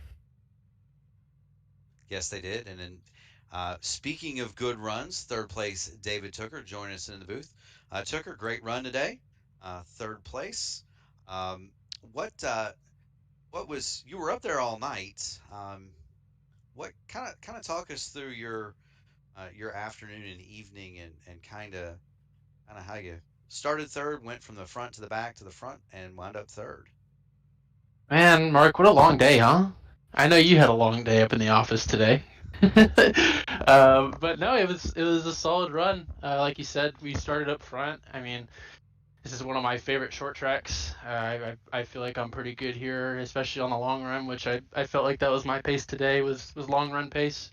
I kind of backtracked a little bit on the first run, burnt my stuff a little too hard, just trying to keep up with the front guys, and quickly realized that I didn't quite have the pace as the front guys up there, but I knew I still had pace for a podium if it came down to a long run. So it was just a race of attrition and survival. I mean, there was multiple restarts where I was 3 wide on the outside, just had to be patient and made sure I didn't get loose and hit the guy next to me. Just had to mind my lane.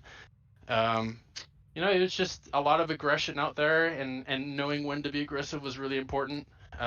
Tires, I felt if you had to make up spots within the first 5 laps or wait till the run was long enough to try to do something, but we had our chances to get up there, just didn't quite make it, but happy with the podium for sure. Tooker carrying the banner for the squad, man. Good job. But man, where did you come from? It's I know you're not always a kind of one of the guys we pin as a long run guy, on these stock cars and these ovals. So, what was that last run like, man? You were marching up through there, getting back up to third. Well, Ethan, I saw you were in the booth, so I had to showcase my skills a little bit, flex on the team a little bit there, carry the banner for us. But no, we had a lot of fast cars in the Pro Edge garage today. Matthew Weeks being one of them. He was running up front almost all race and just got caught up in an unfortunate incident. But no, I felt like we were there throughout the entire race. It was just I didn't feel like it was quite early enough or quite late enough to start pushing and get ourselves in position for the end of the race.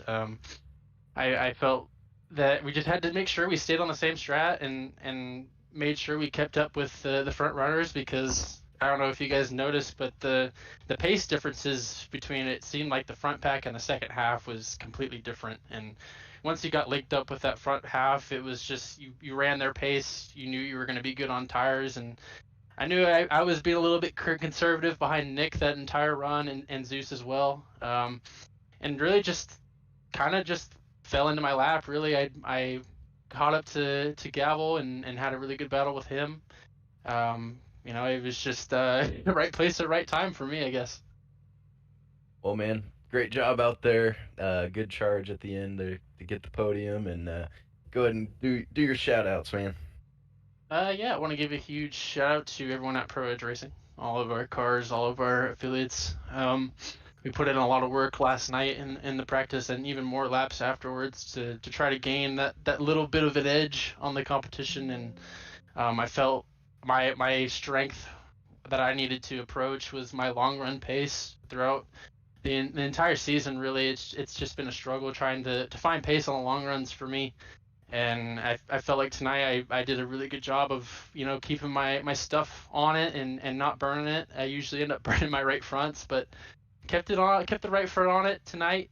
Happy to bring a podium for you and our team. But like I said, everybody at the Pro Edge Racing team, all of our drivers in Elite iRacing Series, all of our admin, Chad, everybody that has their name on this league to make it run as well as it does. And also want to give a huge shout out to all of our partners, Blue Egg Marketing, JD Designs, TA Services. I'm gonna forget a few more. I'm gonna have to look at the side of my car, but all of our sponsors, also Mark J. Rubilis, and also you guys up in the booth for us doing this. We really appreciate it. I know you guys would much rather be out on the racetrack, but really appreciate what you guys are doing up here in the booth, and hopefully I'll watch this race back and it'll be a good one. No worries, David. It was a great one, and I have absolutely read the names off the side of my car at different times, so don't feel bad for that. But go celebrate great third tonight, my friend. Thank you, boys. Appreciate it, sir. So that was third place, David Tooker. We welcome to the Elite Broadcasting booth Nick Indelicano, second today, one spot short of victory lane. Nick, great run from 11th to second. Kind of talk about your day. Yeah, it was something else. I mean, I couldn't have, thanked anybody more than Seth for helping me out here. And Seth's my teammate, owner. He missed the race tonight, so shout out to him. But overall, great night. The first, I missed the 500. The first two races were abysmal for me, so a good run was very much needed. And I can tell you right now, I did not expect it to come here. I I hate this track, but I learned some things from watching Kwame there on the long runs, and it really helped out at the end. Well, and you had some good battles going with Fody and Tooker and Gavel and those guys. And I mean, I know you've done quite a few crown jewel events and these full distance races. So just take us through, what that's like. Just kind of keeping the focus and really trying to make sure you're there at the end to capitalize. Yeah, I haven't done a long race like this in a while. I think the last time I did a long race with like this was a fixed Coke 600 2 years ago, and it's definitely you got to keep your head on a swivel. You got to keep yourself calm. I think the whole first 300 laps, I was just telling myself, stay clean. You have enough speed for at least the top 10. And then we had the longer runs, and it kept building, and then shout out to everyone there at the final run for keeping it green. And I kind of maintained my stuff there and got past Gavel and Fody and Weeks, and we all raced really, really clean. So shout out to them too. But overall, if it wasn't for the long runs, I don't think I'd be here. But I definitely had top 10 speed. That was the goal tonight. Well, deal. Well, Nick, congratulations. That was actually what I was going to ask. Did you want to see a caution to have it close back up? Did you have a set of tires ready to go in the pits? But I think you'll take the seconds from what you said. I think you'll take the seconds and get out of Richmond, Virginia, or at least the virtual version of Richmond, Virginia. If you'd like, go ahead and shout out to any mates, sponsors, anybody you'd like to say hi to. They're listening. Yeah, like I said, Seth Rawls, he races with me here in the Elite Cup Series. Shout out to him. He's our team owner. He makes all these phenomenal paint schemes for Shift Esports. On the side of the car, you see it, Fantasy Thrills Football. Go check them out. They're in Belly Up Sports TV. So happy to have them on board and sporting this cool paint scheme and getting them a good finish tonight. So, like I said, shout out to everybody at Shift Esports. Everybody is really, really supportive, and we got a great group of guys. And thank you guys for broadcasting. Hey, no problem. Go celebrate, bud. Yes, sir. Thank you. Have a good night.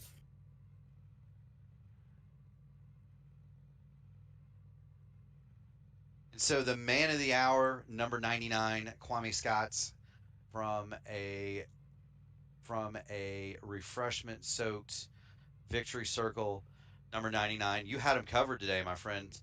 Tell us what was the secret to winning this race by 7.5 seconds?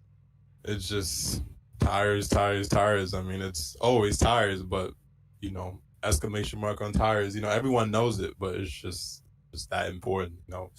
Being easy on the exits of 2 and 4. Making sure that it was minimizing wheel spin and just trying to make the exit as straight as possible. Really, I think that's the way to go here, and it's how you save. And, I guess we did it better than everyone else. You did it incredibly better than everybody else. Ethan? Yeah, Kwame, I mean, great run for you. All the guys really at Lake Norman. I mean, you guys showed up stout. Just, how was that kind of battling teammates up there with all you guys running so well? Yeah, I mean, it was great. I mean, I think we had at one point, I know we had top, I think we had 6 guys in the top 9. So, it was great. I gave them a couple tips on what I was doing before in the race, and definitely I think it helped because we all was running up there, and for a second there, I wasn't really worried about my teammates. It was more Matthew Weeks on that one run that we had. He was pressuring me pretty good, and I had to actually drive a little bit harder than I wanted to keep it. Yeah, for sure. And another thing I wanted to touch on was this your first Cup win in Elite? Second. Second Cup win in Elite. Yeah, I won last year at Wilkesboro. So. Well, hey man, congrats for me, and hey, that was cool meeting you at Daytona. For all you guys viewing at home, Kwame was one of the guys I got to meet up with down in Daytona at the Daytona 500, and man, how was that? That was a blast, wasn't it? Yeah. I wish I had more time to hang out with you guys, and just there was a bunch of guys obviously in our racing community that came out to the 500, and the whole weekend I was jogging up and down the steps trying to Right. hang out with everybody in these sections. I had people hanging out all the way from the section the 100s all the way up to the 400s. So yeah, I definitely had a workout. I wasn't really expecting to be running around like that, but yeah, man, it was great. definitely meeting not just you but Chad and Tate, RC, the Adams. It was really great meeting the Adams because we've been racing for like they've known me basically since I was a kid, right? And Yeah. now that I'm all grown up, and like that was my first time meeting them ever, so it's just like surreal to be racing with just be in the same vicinity, meeting these guys in person for the first time after all these years, and it's great. These all you guys are, I can truly call my friends after Yeah. for that. So it was a wonderful experience. Hope to be back. Well, and if you'd like Kwame to meet some more of us, there is another 500 miler at a rectangle between Columbus and St. Louis. Memorial Day Yeah. weekend. Uh, I'm sure that there will be quite a few more. If you can make it to Central Indiana, we'd sure love to see you. About 87 days, 10 hours, 23 minutes, but who's counting, right? Yeah, I mean, we'll see. I think it's definitely on the list. Obviously, the 500 was my second race. My second NASCAR race I've ever went to. So obviously, yeah, Indy's got to be on the list somewhere as well, right? So yeah, maybe For sure. we'll For see. sure, man. Well, hey, Sure, bud. man. Congrats on the win tonight, man. Like Mark said, man, you had them covered, and it's good to see the most dominant car, finish it out, get the win, and Can't believe he uh, went green. No, I really thought he was yeah, gonna for get sure. caution. I was Yeah, going it to was, ask you it that was good to question, see. Kwame. I was going to ask you that question. Did you have a set of tires in the pits? And if you did, if there was a late caution, would you have taken them? Oh yeah, most definitely. I mean, like that run felt like 150 laps, so like it was only like 80, right? So I mean, at that point, you had to like, yeah, it was gonna be stressful, probably, but we were on 70, 80 lap old tires. You just had to, and I had 4 more sets left, right? So like it was a no brainer call. Yeah, it was gonna be a really really tough one to make, but I was definitely gonna come in and take a set if that happened. But I'm ecstatic that we didn't get that because usually, the way these races go, that happens a lot for me where I'm leading and the end is in sight. Uh, that doggone yellow comes out. But really glad we didn't get it there. Well, Good deal, man. man. You got any shout outs, sponsors, friends you'd like to thank before we Oh yeah, for sure, definitely. Frederick Benjamin, you guys see them on the side of my car. Yeah, they make hair grooming products for all my brothers out there, So yeah, if you want to go check that out, you can use my discount code Young Kwame too. You receive 10% off. Yeah, go check them out. 213 somewhere. HR. Yeah. Blake Norman. Uh, rest of my teammates. We all had pretty good finishes there, and yeah, anyone who happened to be watching at home, thank you. It was that one felt pretty good. I love Richmond, and that was a very challenging race, just like racing that track in general for that long. So yeah, that one felt good. Definitely, we'll put that one in the books. certain sure. Well, congratulations, my man. Go celebrate. You hear? Yes, sir. Definitely will. I see you guys. So, Ethan, final thoughts for today from you, my man. Well, it was different, having a crown jewel at a short track. I think it was awesome.